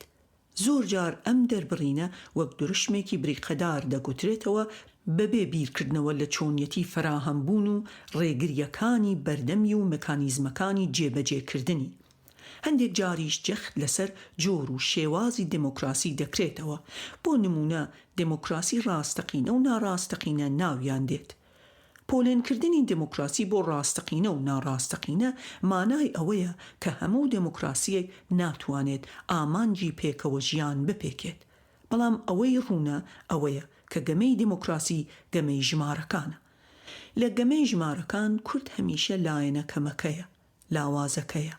لەوێدا وەک لایەنی لاواز دەبێت بە دوای بنەمای هاوبەش و پرسی هاوبەش و گروپی دیکەدا بگەڕێت بۆ ئەوەی دید و تێگەیشتنی خۆی بکاتە ئەجندای هاوبەش لەگەڵ زۆری نەدا. ئەمە زۆر سەختە، ئەوە ئەگەر مەحاڵ نەبێت. خۆ ئەگەر ببێت ئەوە کاتێک فراهم دەبێت کە کورد سازش لەسەر ماف و شوناس و خواست و تایبەتمەندیەکانی خۆی بکات و پرسەکانی لە ئاستی خزمەتگوزاری و ئابووری و ئیداریدا سنووردار بکات. بەم پێیە دەتوانین بڵین بە پشتبەستن بە دموکراسی بۆ بەدیهێنانی خواستەکانی کورد دەبێت لە دوو ئاستدا کار بکرێت. یەکەم دەبێت لە کۆمەلگایەکدا بژیت کە هیچ جیاوازیەک لە نێوان جیاوازەکاندا نەمێنێت، یان ئەوەی کە کورد جیاوازیەکانی خۆی بخاتە لاوە و ببێت بەو کەسەی کە دەوڵەت دەیەوێت درستی بکات. بۆ نمونە ئەو کەسەی کە دەوڵەت دەیەوێت لە تورکیا درستی بکات کەسێکە کە دەکرێت هەر شتێک بێت بەس کورد نەبێت، بڕوای بە دەوڵەتی تورکی هەبێت و خواستەکانی لە ئاستی خزمەتگوزاری و ئابووریدا سنووردار بکات. لە دڵی ئەم پرۆسەیەدا پرۆسەیەکی دیکە هەیە کە نەمانی شناسی گروپ و نەتەوەکانە و سەرهەڵدانی شناسی تاکی دەوڵەتی لەخۆ دەگرێت. بەو مانایە کورد کاتێک دەتوانێت داوای مافی خۆی بکات و قبول بکرێت کە کورد نەبێت، چونکە هەر کاتێک بیری کەوتەوە یان هەستی کوردبوونی بزوێت یان حەزی کرد کورد بێت، ئەوە تووشی کێشەگەلی جیاجیا دەبێت، لەوانەیە گیانیشی لەسەردا بنێت. لە ئەدەبیاتی دموکراسیدا کێشمەکێشێکی زۆر هەیە لەسەر مافی تاک و مافی گروپ، بەڵام کاتێک کورد لە کوردبوون دەخرێت ئەوە هیچ گەرنتیەک نییە کە لە ڕێگای دموکراسیەوە بتوانێت مافەکانی بەدەست بهێنێت. بۆ ئەوەی دموکراسی بتوانێت مافی کەسێکی هەژاری چەوساوەی پڕگومان لەخۆ بگرێت، ئەوە دەبێت هەتا ئەو پەڕی بنەماکانی یەکسانی دادپەروەری و لەخۆگرتن ئەو کەسە لەخۆ بگرێت. بەم پێیە دەبێت لە هەناو ئەم دموکراسیەدا ڕێگری ئابووری نەبێت، جیاوازی گەورەی ئابووری نەبێت، هیچ جیاکاریەک لەسەر بنەمای نەتەوە و ئاین و ڕەگەز و چین بوونی نەبێت. ئەمە هەتا ئێستا لە ڕۆژاواش مەیسەر نەبووە. نەک وڵات و کۆمەڵگەیەکی خاوەن کەلتوری و مێژوو و ژینگەی نادموکراسی وەک ئەوانەی ڕۆژهەڵاتی ناوەڕاست. ئایدیای دموکراسی ئایدیایەکی پراکتیزیە، واتە دموکراسی لە میانەی پیادەکردندا بە شێوازی جیاواز بەرجەستە دەبێت. بۆ مانایەی بەبێ پراکتیزکردن دموکراسی بوونی نییە. ئەگەر کەسێک بڕوای بە دموکراسی هەبێت و پیادەی نەکات یان دەرفەتی نەبێت پراکتیزی بکات یان ڕێگەی پێنەدرێت پراکتیزی بکات، ئەوە ئەو باوەڕە وەک نەبوو وایە. لەم ڕوانگەیەوە دەبێت هەمووان بڕوامان بە دموکراسی هەبێت بۆ ئەوەی دموکراسی هەبێت. مێژوو و ئەزمون پێمان دەڵێن کاتێک هێزێک یان کەسایەتیەک باوەڕی بە دموکراسی نییە، ئەوە دموکراسی تووشی قەیران دەبێت. ئەمە لە ئوربانی هەنگاریای ئوربان و تورکیای ئەردۆغانی تورکی بە زەقی هەستی پێدەکرێت. کەواتە تەنها کاتێک دەتوانین باس لە دموکراسی بکەین کە دموکراسی لە ئاستی کەلتوری و دەستگایی و ژیانی ڕۆژانەدا بوونی هەبێت و پراکتیس بکرێت و هەموو ڕێگریەکانیش لە بەردەمیدا لابرابێت. ڕەنگە خەڵکانێک هەبن کە ئارگیومنتی خەباتی دموکراسی بهێنە ڕۆژەفەوە. بۆ وەڵامی ئەوانە دەکرێت بڵین یەکەم دموکراسی یان خەباتی هەمیشەیی. مرۆڤ لە کایە دموکراسیدا دەبێت بەردەوام تێبکۆشێت، چاودێری بکات، ڕەخنە بگرێت، خۆپیژاندان بکات، ئەگەر پێویست بوو دەنگ بدات، مان بگرێت، ناڕەزایی دەرببڕێت، پشتیوانی بکات و بەشداری کاری مەدەنی دیکە بکات. بەم پێیە دموکراسی کاتێک دەبێت کە خەڵک پیادەی بکات. هەزاران ساڵ پێش ئێستا جوتیارە یۆنانیەکان ئامادە بوون ڕێگایەکی دوور بە پێیان ببرن هەتا بێن بۆ شار بۆ بەشداریکردن لە دموکراسیدا. دیارە یەکێک لە ڕخنەکانی دموکراسی و پرۆسەی دموکراسی لەم سەردەمەدا ئەوەیە کە پرۆسەی دموکراسی ڕێگری زۆری لێ دەکرێت. چونکە پیادەکردنی دموکراسی لەم سەردەمەدا پێویستی بە پارە و سامانە، پێویستی بە دەستگا و میدیایە، پێویستی بە هەبوونی پشتیوانیە. بۆیە لە پێناو بروژانی زۆرترین جەماوەردا پرسە لاوەکیەکان زاڵ دەبن و پرسە گرنگەکان کەنارگیر دەکرێن. بۆیە هەندێک کەس دموکراسی لە دامێنی سەرمایەداریدا بە دموکراسی لە قەڵەم نادەن. دیارە لە بەرانبەریشدا دموکراسی سۆشیالیزمیش نوکتەیەکی کوشەندەی خوێناوی نەبێت هیچی دیکە نییە. ڕەنگە ڕخنەکانی عەبدوڵڵا ئۆجالان لەم ڕوانگەیەوە بێت کە لە هەناو دەوڵەت نەتەوە و سەرمایەداری مۆدێرنەدا ناتوانێت مافەکانی گەلان و گروپەکان بەرجەستە بکات. بەدیدی ئەو بۆ کورد هەوڵدان بۆ بەدیهێنانی مافەکانی لە هەناوی دەوڵەت نەتەوە و سەرمایەداری مۆدێرنەدا تەنها گۆڕینی کەلەپچەیە بە کەلەپچەیەکی دیکە. بە دیدی ئۆجالان بانگەشە بۆ دەوڵەتێکی دی ئەگەر کوردی یان کوردستانیش بێت تەنها لە بەرژەوەندی چینی باڵا و بورژوازیدایە نەک خەڵک و گەل. پێدەچێت ئەم تێگەیشتنە وای لە ئۆجالان کردبێت کە لە دەرەوەی سەرمایەداری مۆدێرنەدا بە دوای چارەسەری پرسی کورددا بگەڕێت. لەو دیدەوە هۆکارێکی دیکەی ئەوەی کە دەوڵەت نەتەوە و سەرمایەداری مۆدێرنە ناتوانن پرسی کورد چارەسەر بکەن، ئەوە ئەو خەسڵەتە تایبەتیەی پرسی کوردە کە بەسەر 4 دەوڵەتدا دابەش کراوە. هاوکات ئۆجالان پرسی کورد گرێ دەدات بە پرسی لاوازی دموکراسی لە ڕۆژهەڵاتی ناوەڕاستدا. لەبەرم هۆکارە و لەبەر گرنگی ژێئۆستراتیژی پێگەی کوردستان پرۆژەی دموکراسی کوردی پێشنیار دەکات تاوەکو ببێتە بنەمایەک بۆ پەرەدان بە دموکراسی لە ڕۆژهەڵاتی ناوەڕاستدا. ئۆجالان ئەم پرۆسەیە ناو دەنێت کۆنفدرالیزمی دموکراسی. کۆنفدرالیزمی دموکراسی چییە؟ کۆنفدرالیزمی دموکراسی بانگهێشت نییە بۆ هەڵوەشانەوەی دەوڵەت یان نەهێشتنی، بەڵکو زیاتر بۆ ڕێفۆرمی دەوڵەتە لە پێناو کەمکردنەوەی دەسەڵات و گۆڕینی هەندێک لە دیدگاکانی. ڕخنەکانی ئۆجالان زیاتر ڕوو لە دەوڵەت نەتەوەیە. بەدیدی ئەو دەوڵەت نەتەوە باڵاترین فۆرمی دەسەڵاتە. هیچ کام لە جۆرەکانی دیکەی دەوڵەت هێندە بەهێز نەبووە. دەوڵەت نەتەوە قۆڕخکەرە. ئەم قۆڕخکاریە هەموو بوارەکان دەگرێتەوە بە ئایدیۆلۆژیاشەوە. بەڵام پێشنیار و پرۆژەکەی ئۆجالان لە ئاستی فکری و کرداریەوە ڕوبەڕووی کێشەی زۆر دەبێتەوە. یەکەم ڕخنەی زۆر هەیە لە تێزەکانی ئۆجالان لەسەر سۆمەر و شارستانی میسۆپۆتامیا. ئەو بە پێچەوانەی زۆربەی شارەزایان بۆ داڕشتنی بنەمای دید و بۆچوونەکانی و پرۆژەکەی خۆی بانگەشەی ئەوە دەکات کە ئاین پێش دەوڵەت و دەوڵەت لە ئاینەوە هاتووە. پاشان لە ڕخنەی دەوڵەت نەتەوەی سیکولاردا گومان دەخاتە سەر سیکولاربوونی دەوڵەت. دەوڵەت وەها دەبینێت کە خۆی دەبێتە یەکەیەکی ئاینی. ئۆجالان دەیەوێت بانگەشەی ئەوە بکات کە دەوڵەتی سۆمر لە ناوەکیەوە بەدەر لە ململانیەکانی بەرهەم هات. ئەم ڕخنەیەش تەبان نییە لەگەڵ لێکۆڵینەوە مێژوویەکان وەک چۆن کۆژین کەرەتانی لە کتێبی بنەماکانی مێژووی جیهان لە شێوازی بەرهەمهێنانەوە بۆ شێوازی گۆڕینەوە خستوویەتە ڕوو. دووەم، تێزی ئۆجالان وەک وڵامێک یان پارچەکردارێکە بۆ پرۆژەی ئاتاتورک یا کەمالیستیەکانی پاش 1925. پرۆژەی ئاتاتورک دروستکردنی دەوڵەتێکی ناوەندی تاک زمان و تاک ناوەند و تاک نەتەوە و تاک سمبولی پێشنیار دەکرد کە دواتر پراکتیزیش کرا. بە پێچەوانەوە مەبەست لە پرۆژەی ئۆجالان کۆتایی پێهێنان بەم تاکیەتیەیە و لە بەرانبەردا فرەکردنی بنەماکانی دەوڵەتە، بەڵام بەبێ کۆتایی هێنان یان جیابوونەوە لە دەوڵەتەکە، بەڵکو بە گۆڕینی لە دەوڵەتێکی نەتەوەوە بۆ دەوڵەتێکی گەلان. خەسڵەتی دەوڵەتی تورکی وەهایە کە بەرگەی ڕێفۆرم ناگرێت. یەک یان تاک بە ئاسانی نابێت بە زۆر یان فرە، بەڵکو کۆتایی بە یەک یان تاک دێت. سێم، سەرتاپا تێزەکەی ئۆجالان لە ڕوانگەی ناوەکیەوە لە پرسی کورد دەڕوانێت. بەو مانایە کە دەتوانرێت لە ناوەوە پرسی دەوڵەت و نەتەوە و پەیوەندی ئەو دوانە بگۆڕدرێن. بەڵام وەک ڕخنەگرانی ئۆجالان نیشانی دەدەن کە ئەو پرسە تەنها ناوەکی نییە بەڵکو جیهانی یان گەردوونیە.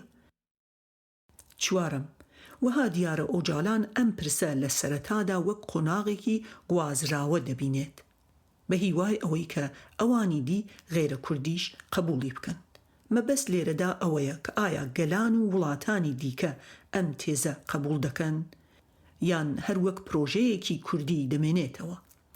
ئەگەر وەک پرۆژەیەکی کوردی بمێنێتەوە، ئامانجی ئەوە بێت کە دژ بە مۆدرنەی سەرمایەداری بێت وەک سیستەمێکی جیهانی، ئەوە دەبێت لەگەڵ دنیادا بجەنگێت یان گۆشەگیر بێت.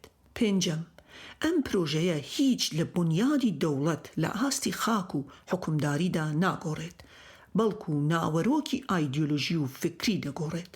لەبری ئەوەی دەوڵەتی یەک نەتەوە بێت یان دەوڵەت خەڵکانی جیاواز بکات بە یەک، ئەو بانگەشەی ئەوە دەکات کە دەبێت هەموو جیاوازەکان بمێننەوە.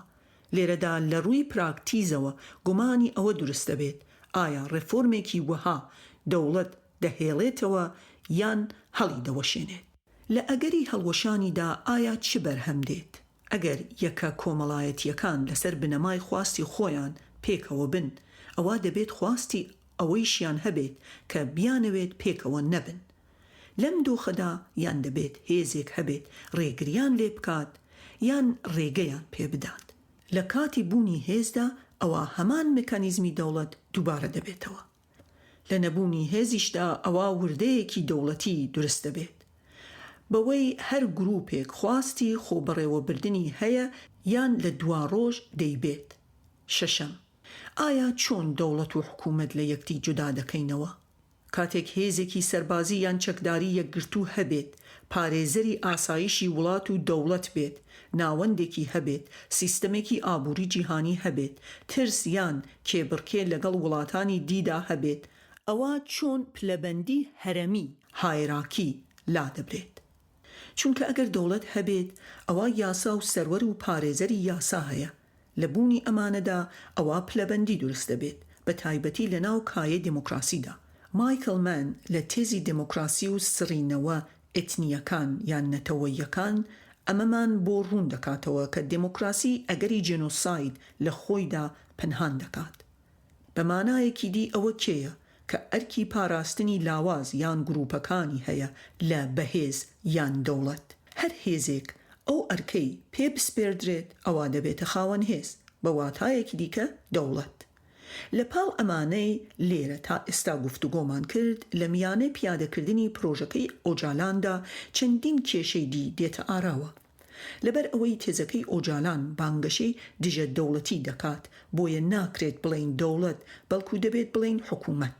بەڵام کاتی حکوومەتێک هەڵگری ئایدیۆلۆژیایەکە، جا هەر چیەک بێت ئەوە حکوومەتەکە یان دەسەڵاتەکە چوارچێوەیەکی فکری بۆ کار و پرۆژە و کردەکانی دادەڕێژێت کە لە ئەنجامدا تێگەیشتنەکانی حکوومەتەکە یان دەسەڵاتەکە دەبنە چوارچێوەیەک بۆ ئازادی.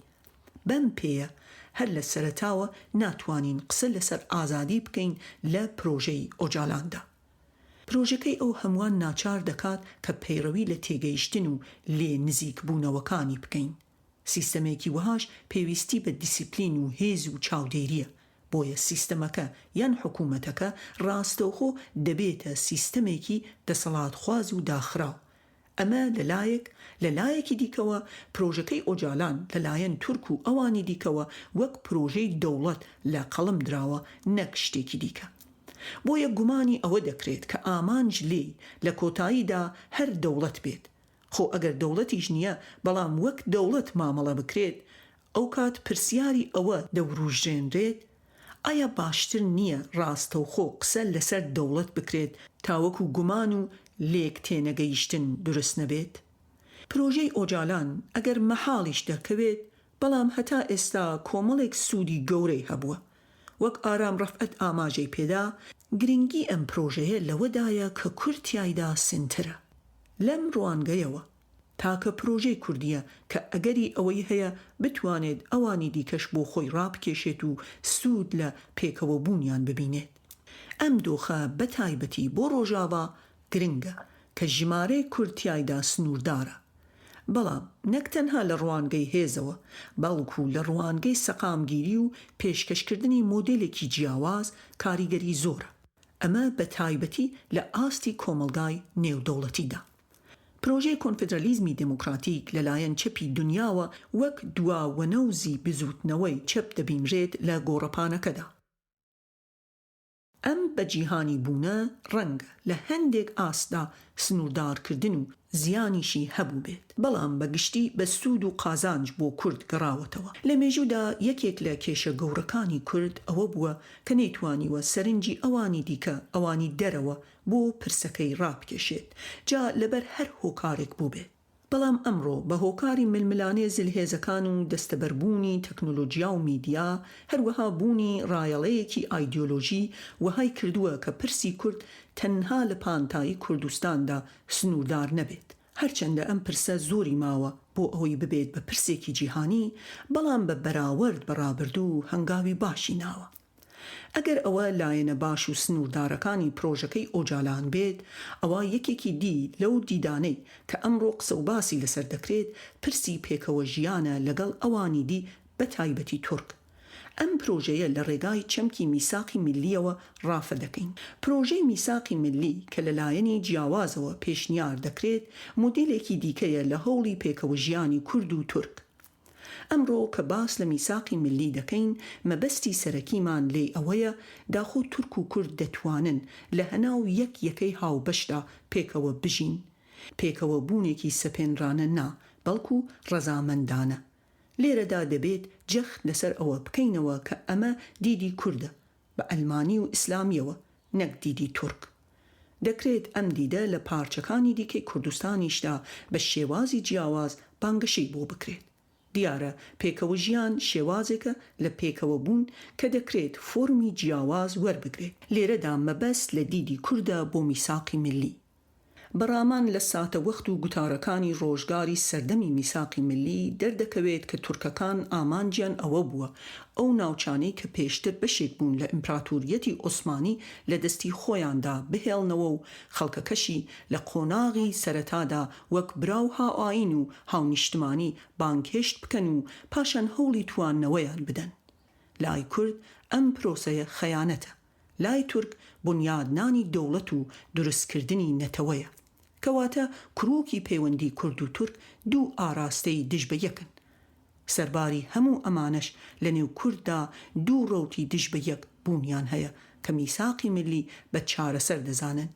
ئەوانیش ئۆجالان و ئیخوانە کوردەکانن. ئۆجالان و میساقی ملی. پەکەکە پارتەکەی ئۆجالان میساقی ملی بە ساتە وەختی دانان بە بوونی گەلانی دی لە تورکیا دادەنێت. ئەم فرەیە کڕووکی پرۆژەی پەکەکەیە. وەک لە پێشووتر باسمان کرد، پەکەکە ئامانجی گۆڕینی سنوور نییە، بەڵکو دەیەوێت لە ناوەوە لە میانەی پرۆسەی دموکراسیدا ئەو کارە بکات. بەڵام لە تورکیای ئێستادا زەمینەی دموکراسی بوونی نییە، چونکە بنەمای دموکراسی دانانە بە بوونی جیاوازەکان لە هەموو ئاستەکاندا. جیاوازی بیرروڕا و بەرژەوەندی و شوناس و نەتەوە و ئاین و مەسهەب. هەروەها بوونی ئازادی دروستکردنی گروپ و پارتی سیاسی و ڕێکخراو. لە ئێستادا ئەم دۆخە لە تورکیادا فراهم نەکراوە. وەک ڕۆشنبیری تورک ئیجە تۆمبل قورئان پێمان دەڵێت تورکیا بنەماکانی دموکراسی نەک بۆ کورد بەڵکو بۆ هەمووان لەدەستاوە. لە هەمان کاتدا میساقی ملی دەرخەری ئەو ڕاستیەیە کە لە نێوان کورد و تورکدا خەیانەتێک هەیە. ئەو خەیانەتە لە پشت ئەم پرسە ئاڵۆزەوە هەتا ئەمڕۆژ قورسایی گەورەی هەیە.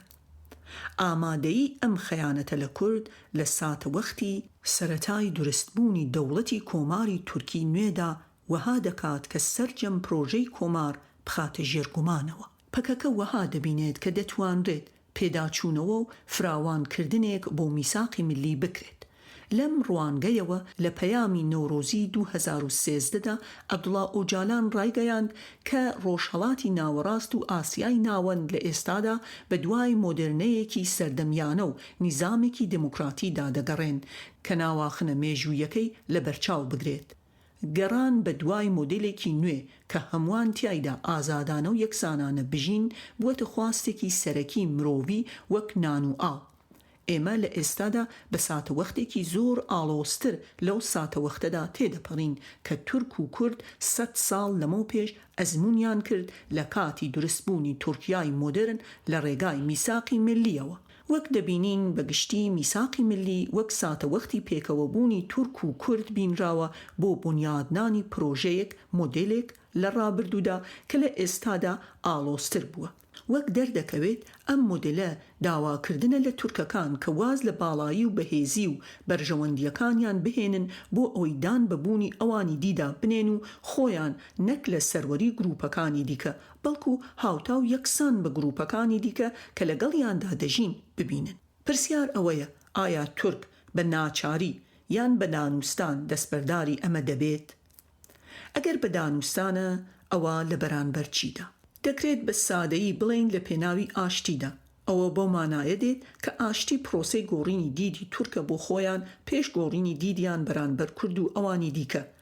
وەک لە پەیامەکەی ئۆجالاندا دیارە، ئەم وەرچەرخانە تەنها کاتێک بەرجەستە دەبێت کە چوارچێوەی بەڕێوەچوونی حکم لە ناوچەکەدا لە سیستەمی کۆلۆنیالیزمی نێودەوڵەتیەوە بگۆڕدرێت بۆ سیستەمێک کە ڕنگدانەوەی سروشت و پێکهاتەی ناوچەکە بێت.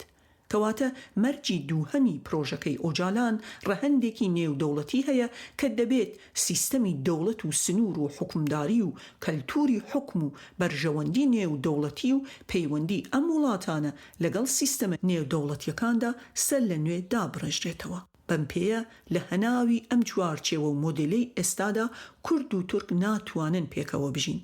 کەواتە پێکەوە ژیان پێویستی بە گۆڕین و داڕشتنەوەی سیستەمی ناوخۆیی و هەرێمی و جیهانیە. ئەمەش ئەومان پێدەڵێت کە وەک چۆن جیابوونەوە و سربەخۆیی کوردستان پێویستی بە گۆڕینی سیستەمە، بە هەمان شێوە پێکەوە ژیان پێویستی بە داڕشتنەوەی سیستەمە. ئەگەر ڕێگری لێ نەکرێت، گۆڕینی سیستەم لە جیابوونەوەدا ئاسانترە لە گۆڕینی سیستەم لە پێکەوە ژیاندا. چونکە نەک هەر ڕێگریکردن بەڵکو گۆڕین و بچرانی ڕێچکەیەکی درێژی مێژوویی لەخۆ دەگرێت لە کەلتوری دەسەڵات و شوناس و بەرژەوەندی و ئاسایش. ئیسلامیە کوردەکان و میساقی میلی. ئیسلامیە کوردەکان لە بەشە جیاوازەکانی کوردستان هەر جوڵە و سەرکەوتن و دەرکەوتنێکی ئیسلامی سیاسی لە جێگاکانی دیکەی دنیا و ناوچەکە وەها دەبینن کە دەربڕی خواست و ئامانجەکانی ئەوانیشە. بۆیە لەم ڕوانگەیەوە جێگای سەرسوڵمان نییە کە ئیسلامیە کوردەکان بەگشتی میساقی ملی کە خۆی لە پێکەوە ژیانی کورد و تورکدا دەبینێتەوە بە گونجاو ببینن. چونکە تورکیا لەلایەن کەسێکەوە سەرۆکایەتی دەکرێت کە هەڵگری بیری ئیسلامیە و دەیەوێت لەسەر ئەو بنەمایە نەخشە و واقعی ناوچەکە بگۆڕێت. بەم پێیە میساقی ملی لای ئیسلامیە کوردەکان چەند بنەمایەکی هەیە. یەکەم کاڵکردنەوە یان لاوازکردنی کورد و باڵاکردنی شۆناس و دیدی ئیسلامی. دووەم بەرنەما لەسەر ئەوەی ئێستا تورکیا کەسێکی ئیسلامی بەڕێوەی دەبات، ئەوە پێکەوە بوون لەگەڵ تورکدا دروستە. بەڵام بۆ نمونە لە هەڵبژاردننی داهاتوودا ئەلمانیەکان بێنە سەر حکم، ئەوە ئیسلامیە کوردەکان ئەم پێکەوە بوونەیان پێباش نابێت. کەواتە میساقی ملی بۆ ئیسلامیە کوردەکان پێکەوە بوونی کورد و تورکە وەک دووگەلی موسڵمان کە ئیسلام پێکەوەیان گرێ دەدات وەک برای ئاینی. ئەمە ڕەنگە لای ئیسلامیەکانی باشووری کوردستان چەند پاشخانێکی دیکەشی هەبێت، لەوانە دوورکەوتنەوە لە عێراقی شیعی. دووهەم گەڕانەوە بۆ جۆرێک لە سەر لە نوێ بەرجەستەکردنەوەی ئیمپراتوریەتی عوسمانی. سێهەم هەنگاونان بەرەو بەدیهێنانی خەونی ئیسلامیە ئیخوانیەکان لە ناوچەکەدا. لێرەدا بە کورتی ئاماژەیەک بە ئیسلام دەدەین وەک پێکەوە گرێدەری کورد و تورک. لە پێش کۆماری تورکی لە ڕێگای خەلیفەبوونی عوسمانیەکانەوە زۆرێک لە کورد لەلایەن خەلیفەی عوسمانیەوە حکم دەکرا. کورد وەک گەلانی ناوچە و بگرە زیاتر ئایندار بوون بە هۆکاری پاشکەوتووی ئابووری و نەبوونی خوێندەواری و شاری گەورە. پاشان ئەم ئاینی بوونەی کورد لە سەردەمی کۆماریدا تووشی قەیران دەبێت، کاتێک ئاتاتورک ڕێگە بە ڕۆڵ و پێگەی ئاین نادات لە وڵاتەکەدا بوونی هەبێت. کوردە ئایندارەکان وەک هەردوو سەعیدی نەورەسی و شێخ سەعیدی پیران ڕۆڵی کاریگەر دەبینن لەوەی کە کۆماری تورکی وەک مەترسیەک بیان بینێت بۆ ڕێگری لە باڵایی ڕەگەزی تورک، چونکە جەختکردنەوە لەسەر ئیسلام بە مانای ئەوە دێت کە کورد و تورک هەمان شوناس کۆیان دەکاتەوە. جیاوازی لێرەدا ڕەگەزی و ئێتنی و نەتەوەی نییە. ئەم دیدە بۆ تورکە نەتەوەییەکان لەوەدا قەیران بوو کە ڕێگەی نەدەدا کە کۆماری تورکیا ببێتە کۆمارێکی تورکی. بەم پێیە چیدی نەیدەتوانی لەسەر بنەمای یەک ئاڵا و یەک خەڵک و یەک زمان دروست بێت. بەڵام لە هاتنەوەی ئێستایدا ئیسلامیە تورکەکان جیاوازن. یەکێک لەو بیرمەندانەی کە کاریگەری هەبووە لەسەر ئاراستەی بیری ئەردۆغان و ڕەفتارەکانی شاعرێکە بەناو نەجیب. ئەم شاعرە سەرەتای لاوی لە پاریس دەبێت. ژیانێکی پڕ لە چێژدۆستی و ڕابواردن بەسەر دەبات. لە گەڕانەوەیدا ڕۆژێک لە بەلەمەکەیدا لە بۆسفۆر عەبدولکەریم ئەرفاشی دەناسێت و ئەویش بە سۆفیگەریەتی و ئیسلامی دەناسێنێت و ئەمەش دەبێتە خاڵی وەرچەرخانی ئەو شاعرە. لەسەر دەستی ئەمان ئیسلامی سونی و ناسیۆنالیزمی تورکی ئاوێزانی یەکدی دەکرێن. بەڵام بە باڵایی لە سونیگەریەتیدا. لە بری ئەوەی کە لە دنیای ڕۆشنبیری کوردی داباوە کە ئەو ئیسلامە لە خزمەتی تورکیدایە وەک شیان سینگەر ئاماژەی پێئەدات. شایانی باسە وەک سیفابت کۆرنێل لە راپۆرتێکدا لە خانەی بیری هیتسۆن تیشکی دەخاتە سەر، مەولانا خالیدی نەقشبەندی ناسراو بە خالیدی بەغدادی کاریگەریەکی زۆری لەسەر کۆمەلگای تورکی و سیاسەتی تورکی هەبووە و هەیە.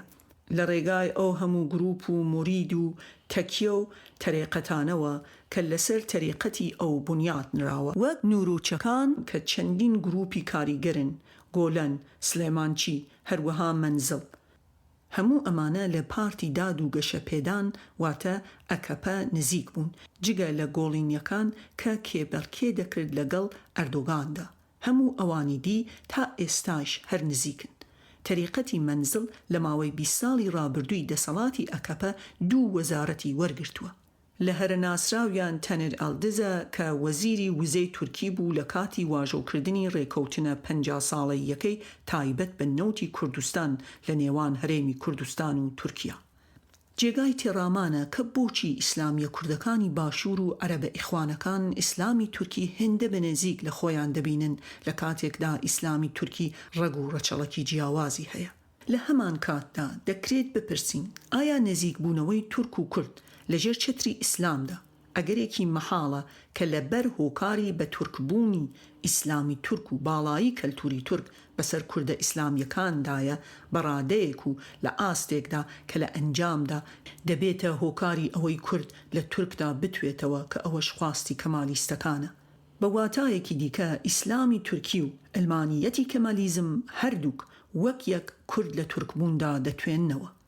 ئەمە لە کاتێکدایە کە ڕێگێکی قوڵی ئیسلامی سیاسی تورکی دەگەڕێتەوە بۆ مەولانا خالید. ئایا ئەمە باشتر نییە لە ئیخوانیزم بۆ داڕشتنی پەیوەندی کورد و تورک؟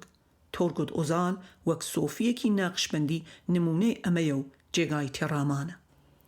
ئەردۆغان و میساقی میلی لە سەروبەندی هێرشەکانی تورکیا بۆ ڕۆژاوا ستونووسێکی ڕۆژنامەی حڕیەتی تورکی دەپرسێت ئایا تورکیا مووسڵ دەگرێت؟ لە هەمان ستوندا گوتەیەکی ئەردۆغان بە نمونە دەهێنێتەوە کە دەڵێت چیدی تورکیا ناتوانێت لە هەمان خاڵدا بوەستێت، دۆخی جێگیری دەبێت بگۆڕێت. ئێمە یان باز دەدەین بەرەو پێش یان ناچار دەکرێن کە بچووک ببینەوە. من سوورم لەسەر جوڵان بەرەو پێشەوە. ئەم دیدەی تورکیا نەنوێیە و نەجێگای سەرسوورمانە، بەڵکو دووپاتکردنەوە یەکێک لە خەسڵەتەکانی ئیمپراتوریەتە. سەرباری نەمانی ئیمپراتوریەت بەڵام ئەقلیەت و تێگەیشتنەکانی هێشتا بە زیندوی ماون. لە ناواخنی گوتەکانی ئەردۆغاندا ئەو هاوکێشەیە بەڕوونی دیارە کە بە هاوکێشەی ڤیەنا و سیڤەر ناوی دەبین. مەبەستمان لە ڤیەنا ئەو ساتە وەختەیە کە تورکە عوسمانیەکان لە میانەی کشانیان لە ئوروپادا گەشتنە دەروازەکانی شاری ڤیەنا لە 1683دا. ئەم ساتە وەختە بە ساتە وەختی بەهێزبوون و فراوانبوونی ئیمپراتوریەتی عوسمانی دادەنرێت. وەک دەزانرێت کە سروشتی ئیمپراتوریەت وەهایە کە بەردەوام دەکێشێت و سنووری دیاریکراوی نییە، بەڵکو ئەوەی هەیەتی تەنها قەڵەمڕەویە. مەبەست لە قەڵەمڕەوی ئەوەیە کە سیستەمێکی یاسایی کە هەمووان پێی رازی بن دەسەڵاتی ئیمپراتوریەت ناپارێزێت، بەڵکو توانای هەموو شتێکە. بۆیە کاتێک ئیمپراتوریەتێکی دیکە لە خاکێک وەدەردەنێت هیچ کێشەیەکی یاسایی نایەتە ئاراوە. ڤیەنا تروپکی فراوانبوونی دەسەڵاتی عوسمانیەکانە، ساتە وەختی هەرە بەهێزی ئیمپراتوریەتەکەیانە. بۆیە ڤیەنا دەبێتە سیمبولی لووتکەی گەشەی تورکە عوسمانیەکان. بە پێچەوانەوە سیڤەر کە ئەم کتێبەی بۆ تەرخان کراوە ساتە وەختی ئەو پەڕی لاوازبوونی تورکە، ساتە وەختی گەیشتنە بە کەنارەکانی لەناوچوون. لەم دوو ڕووداوە مێژوویەوە ئاگاییەکی ناسیۆنالیزمی ئیمپراتوریانە لای تورک دروست بووە. ئەویش ئەوەیە کە ئەگەر لە ڤیەنا نەبین ئەوە دەمانگێڕنەوە بۆ سیڤەر. شایانی ئاماژە پێدانە کە ئەمە دیدی کەمالیستەکان نەبوو، چونکە ئەوان وەها دەبینن کە ئاشتی لە ناوەوە بنەمای ئاشتی لە دەرەوە. هۆکاری ئەمەش واقعبینبوونی کەمالیستەکان بوو کە تورکیای نوێ لاوازە. بەڵام گوتاری عوسمانیەت و ڕابردووی زێڕین هەرگیز پانتایی سیاسی تورکی بە تەواوی بەجێ نەهێشت بوو و بەجێ نەهێشتووە. ئاماژەدان بە میساقی ملی لەلایەن تورکەوە لە ڕۆژگاری ئەمڕۆدا هیچ نییە جگەل لە هەوڵدان بۆ دابینکردنی پاشخانێک هەروەها دروستکردنی ڕووپۆشێک بۆ گوتاری فراوانخوازی. ئایا ئەم فراوانخوازیە دەکرێت ببێتە مایەی پێکەوە بوون؟ عوسمانیەت بە ئاشتی یان بە شەڕ. عوسمانیەت چەمکێکی ئێجگار ئالۆزە، تەنها ئاماژە نییە بۆ سەردەمێک ڕابردووێک نۆستالجیایەک کە ئێستا لە قاڵب دەدات، بەڵکو لەسەر لە نوێ بەرهەمهێنانەوە پاشخانی زۆرێک لە هەڵسوکەوتەکانی تورکیای ئەمڕۆ نەخش دەکات. ئێمە دەتوانین عوسمانیەت وەک چەمکێکی شیکاری یان کلێڵێک بۆ کردنەوەی دەرگای ڕەفتارەکانی ئێستای تورکیا بەکاربەرین. بۆ ئەم مەبەستە دوو قۆناغ دەستنیشان دەکەین. قۆناغی یەکەم قۆناغی ئاشتی، قۆناغی دووهەم قۆناغی شەڕ. ئەم دوو قۆناغە وەک بەرجەستەبوونی ئیمپراتوریەت یان هەژمۆنی لە هەردوو بیرمەندی گەورەی مارکسی ئەنتۆنی نیگری و مایکل هاردت وەردەگرم. نیگری و هاردت کۆمەڵێک کاری ئێجگار قوڵ و کاریگەریان هەیە. یەکەم کاریان کتێبی ئیمپایر بوو و پاشان کۆمەڵێک کتێبی دی بە دوادا هات. بە کەڵکوەرگرتن لە هەردوو کتێبیان ئیمپایر و مالتیتیود پرسی ئیمپراتوریەت و فراوانخوازی لە پەیوەند بە عوسمانیەت شرۆڤە دەکەین. کتێبی ئیمپایر باس لە ئیمپراتور بوونی ئەمریکا دەکات بە ڕێگای ئاشتی. کتێبی مالتیتیودیش باس لە شەڕ دەکات. لە ڕاستیدا چەمکی شەڕ بۆ ئێمەی کورد هێشتا ناڕوونە. بەشی یەکەمی کتێبی مالتیتیود زۆر بە وردی باس لە ڕەهەندەکانی گۆڕانی شەڕ لە سەردەمی ئەمڕۆدا دەکات. ئەوەی ئێمە لێرەدا وەک بنەما بۆ ئارگیومنتەکەمان دەمانەوێت دایبڕێژین ئەوەیە کە لە سەرەتای 2000ەکانەوە قۆناغی سوودمەندبوون و گەڕانەوە بۆ عوسمانیەت لای ئەکەپە دەستی پێکرد. ئەم گەڕانەوەیە لە سەرەتادا بە شێوازی ئاشتی بوو، وەک پرۆسەی ئاشتی لەگەڵ کورد کرانەوە بەرەو ڕۆژهەڵات، سفری کێشەکان و هاتنە ئارای دەوڵەتی بازرگانی لە بری دەوڵەتی سەربازی. هەموو ئەم سیاست و چەمکانە بوونە هۆکاری دروستکردنی واقعێک بۆ ماوەیەک کە تورکیا وەها دەبینرا کە مۆدلە بۆ ڕۆژهەڵاتی ناوەڕاست و بۆ دنیای موسڵمانان. لێرەدا ئەگەر کەوانەیەک بکەمەوە دەبێت ئەوە بڵین کە گەڕانەوە بۆ ئیمپراتوریەت هەمیشە کارێکی نۆستالجیانەی شاعرانەیە. ئەمە بۆ هەموو خەونبینەکان بە ئیمپراتوریەتەوە ڕاستە، وەک لە بریتانیەکاندا بینیمان بە تایبەتی لە ڕووداوی برێکزیتدا، هەروەها لە ڕووسەکان بۆ قەیسەر و بە جۆرێک لە جۆرەکانیش لە ئەڵمانیەکان بۆ هابسبۆرگدا دەردەکەوێت. قۆناغی ئاشتی گەڕانەوە بۆ عوسمانیەت بنەمای قۆناغی شەڕی گەڕانەوە بۆ عوسمانیەتی داڕشت. قۆناغی ئاشتی بووە هۆکاری هاتنە ئارای کۆمەڵێک دید و تێگەیشتن و واقع کە زۆر فوتێکرا و گەورەکراو بوو لە چاو واقعە مێژوویەکەیدا. سونەر گاکاپتای لە کتێبی ئیمپراتوریەتی ئەردۆغان وردەکاریەکانی ئەم دیاردەیەی خستوەتە ڕوو. کاتێک قۆناغی دنیا و ناوچەکە گۆڕا چیدی زەمینەی ئەوە نەما کە قۆناغی ئاشتی درێژەی پێ بدرێت، بۆیە قۆناغی شەڕ دەستی پێکرد. لە قۆناغی ئاشتیدا تێزەکە بەم جۆرە بوو: چیدی پێویست ناکات بڕۆین خاک داگیر بکەین، چونکە دەتوانین لە ڕێگای باڵایی تەکنۆلۆژیا و بازار و دەوڵەت سوودمەند بین لە خەڵک و سامانی وڵاتانی دراوسێ.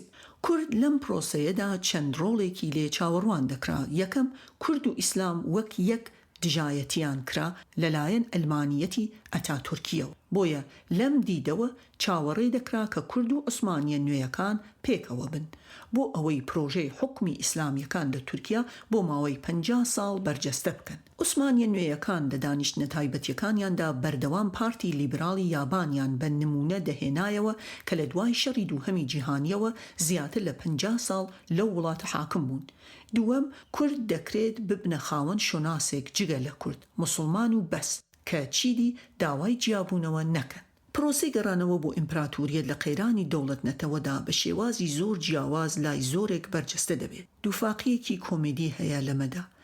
عوسمانیەکان دش بە دەوڵەت نەتەوەن بۆ ئەوانی دی، بەڵام خەمی گەورەیان بەهێزکردن و تۆکمەکردنی دەوڵەت نەتەوەکەی خۆیانە. هەندێک کورد ئەم پرۆسەیە بە شێوازی سادە دەخوێننەوە. هەموو ئەمانە لەسەر ئەو فانتازیایانە بەرهەم هێنراو بوون کە هێزی دی نەبێت ڕکابەری و نەیاری تورکیا بکات.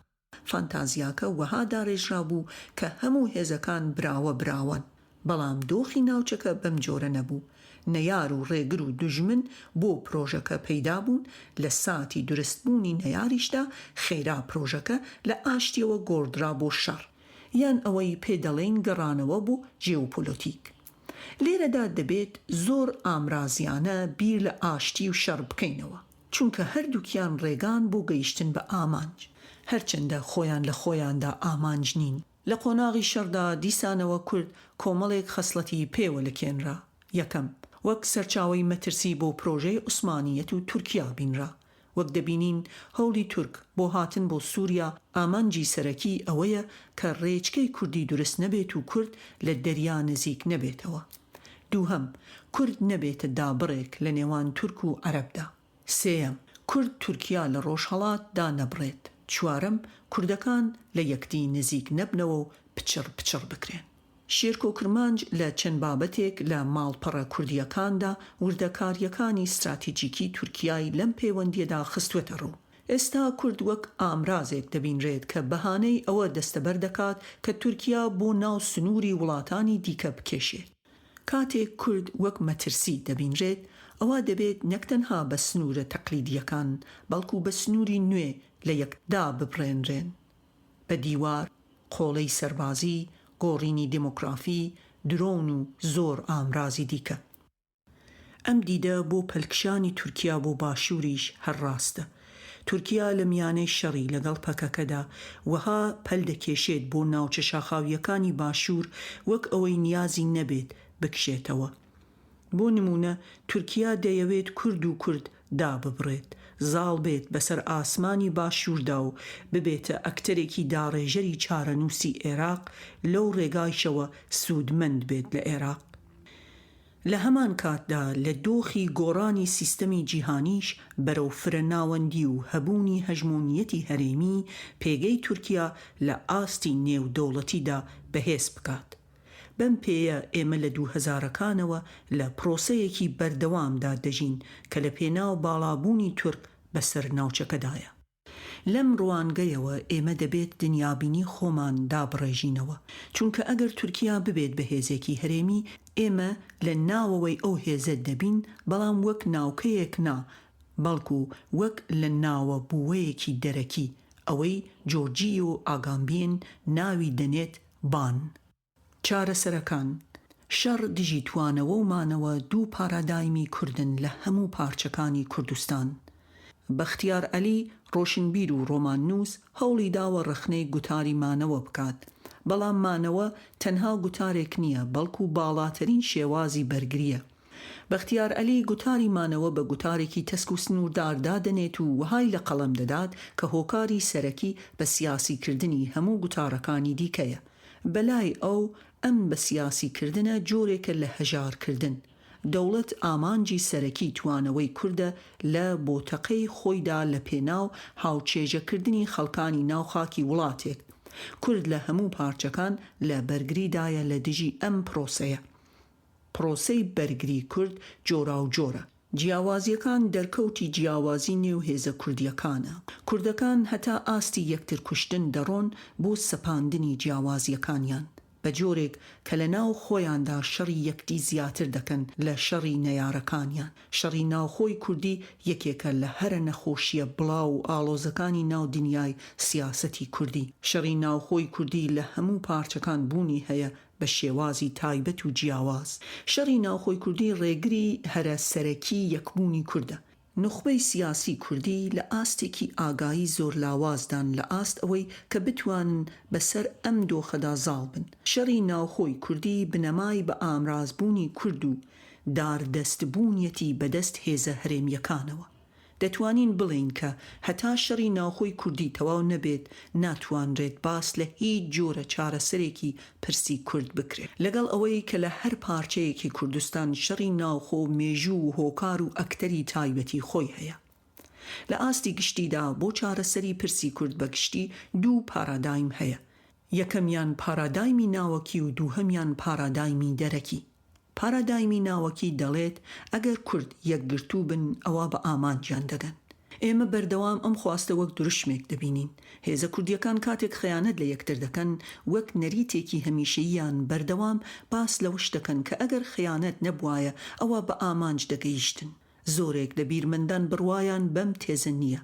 ئەوان ئارگیومنتیان ئەوەیە کە ئەگەر هەموو کوردیش یەک بگرن ناتوانن بگەنە ئامانجی خۆیان چونکە پرسی کورد بەبێ پشتیوانێکی دەرەکی هەرگیز بە ئامانجی خۆی ناگا. ئەوانەی سەر بە قوتابخانەی دەرەکین بڕوایان وایە ئەگەر زلهێزێکی جیهانی پشتیوانی ئەم پرسە بکات ئەوە یەکبوون پرسێکی هێندە گرنگ نییە. وەک دەبینین لە باشوور و ڕۆژاوە زلهێزێکی وەک ئامریکا لە 30 ساڵی ڕابردوودا بەردەوام لە هەوڵدا بووە بۆ یەکخستنی کورد لە پێناو گەیشتن بە ئامانجەکانی. سەرەڕای ئەوەی کە ئامریکا و کورد لە چەندەیەی ڕابردوودا لە زۆر بواردا ها ئامانج بوون بەڵام سەرباری ئەوە هێشتا نەتوانراوە یەکبوونی کوردان لە دەستگا و سیستەم و دەستوردا جێگەی بکرێتەوە. هەندێک جار بە تایبەتی ئەوانەی کە سەر بە مۆدێرنەی ساویلکەین ڕەنگە بڕوایان وەها بێت هەتا بەرەو پێش بڕۆن ئەگەری یەکبوون و پێکەوە بوون زیاتر دەبێت چونکە ئاگایی و خوێندەواری و بەشاربوون زیاتر دەبێت. بەڵام واقع تەواو بە پێچەوانەیە لە کاتێکدا خوێندەواری و ئاگایی و بەشاربوون گەشە دەکەن ئەوا دەبینین پەرتبوون قوڵتر دەبێتەوە. هەندێک پەرتبوونی کورد بە هۆکاری سەرەکی لاوازی و پەراوێزی و بێمافی کوردی دەبینن. دیاردەیەکی دەگمەن نییە بەڵام کورد لەوەدا دەگمەنە کە لۆجیک و ڕەشناڵی یەکبوون زۆر زیاترە لە پەرتی بەڵام پەرتەوازەیی زاڵترە. ئێمە دەرەوە و ناوەوە بە هەمان ئاست گرنگ تەماشا دەکەین. ڕەنگە فاکتەری دەرەکی کاریگەری زیاتری هەبێت بەڵام هەمیشە بۆ ئەوەی دەرەوەش بیەوێت هاوکاری کورد بێت ئەوە هەوڵی یەکخستنی کورد دەدات لە ناوەوە. ئەمە ئێستا بەڕوونی لە دوو پارچەی کوردستاندا بەزەقی دەبینین باشوور و ڕۆژاوە لەلایەن هاوپەیمانان بە تایبەتی ئامریکا. ئامریکا مێژوویەکی درێژی هەیە لە هەوڵی یەکخستنی کورد هەر لە دانیشتنەکانی درۆهێتدا لە نزیک دابلن لە نەوەدەکانەوە هەتا هەوڵەکانی ئەمڕۆی لە باشوور و ڕۆژاوادا. لە یەک کاتدا دەبوو کورد خۆی زیاتر پەرۆش بێت بۆ یەکبوون بەڵام وەک دەردەکەوێت ئەوە هەمیشە لایەنە دەرەکیەکانن کە هەوڵی ئەوە دەدەن کورد یەک بخەن. ئەمەش ئاماژەیەکی ڕوونی بە گەشە نەکردنی نەتەوە بوونی کورد و ئاگایی نەتەوەییە. هەروەها نەبوونی نوخبەی سەردەمیانەیە کە توانای ئەوەی هەبێت کێشەی بچووکی تایبەت و ئیگۆی بخاتە لاوەوە و هەوڵی دروستکردنی دەستگا بدات. ئەمەش وەها دەکات چارەسەری پرسی کورد بە زۆری لە ئاستێکی لاواز و تئۆریدا بمێنێتەوە چونکە نوخبەی کوردی بە سوودی خۆی نابینێت کە ئەم پرسە چارەسەر بێت. لەپاڵ ئەم نوخبەیە بەشێکی زۆری جەماوەری کورد هەڕەمەکی بە دوای نوخبە بێڕۆیاکە کەوتووە.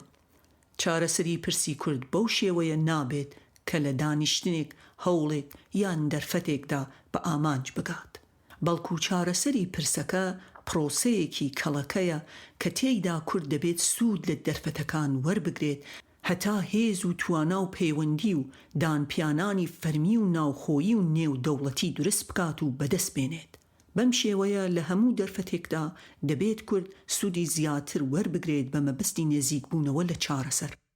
لەمڕۆدا چارەسەر بۆ دوا ڕۆژێکی دوور وەک پرسێکی کراوەی ناکۆتا دەبێت ببینرێت و مامەڵەی لەگەڵدا بکرێت. وەک مێژووی چەندەیەی ڕابردوو دەری خستووە پرسی کورد تەنها پرسی ناوخۆی چوار وڵاتەکە نییە هاوکات پرسێکی لە یەکدا بڕاویش نییە. ئەم دوو خەسڵەتە لە ڕابردوودا کێشەی زۆری بۆ پرسی کورد دروست کردووە بەوەی هەمیشە نەیارەکانی یەکخستووە گەرچی نەیانتوانیوە هاوپەیمانیەکی سوودمەندانە بۆ ئەو وڵاتانە بەرهەم بهێنێت. بەڵام دەکرێت لە هەمان کاتدا دەرفەتێک بێت بۆ کردنی کورد بۆ لە یەک نزیک بوونەوەی ئەو وڵاتە ئەویش بۆ گۆڕینی مامەڵە لەگەڵ پرسی کورددا. دیارە هەرگیز پرسی کورد لە هەموو پارچەکانی کوردستان بە هەمان ئاست و گوڕ بەڕێوە ناچێت بەڵام کاریگەریەکان ڕوونن. ئەمە دەکرێت کارتێکی دانوستانی کاریگەر بێت بەدەست کوردەوە لەگەڵ چوار وڵاتەکە. کۆتایی کتێب دەنگی دوای 100 ساڵ لە سیڤەر کورد لەکوێوە بۆ کوێ.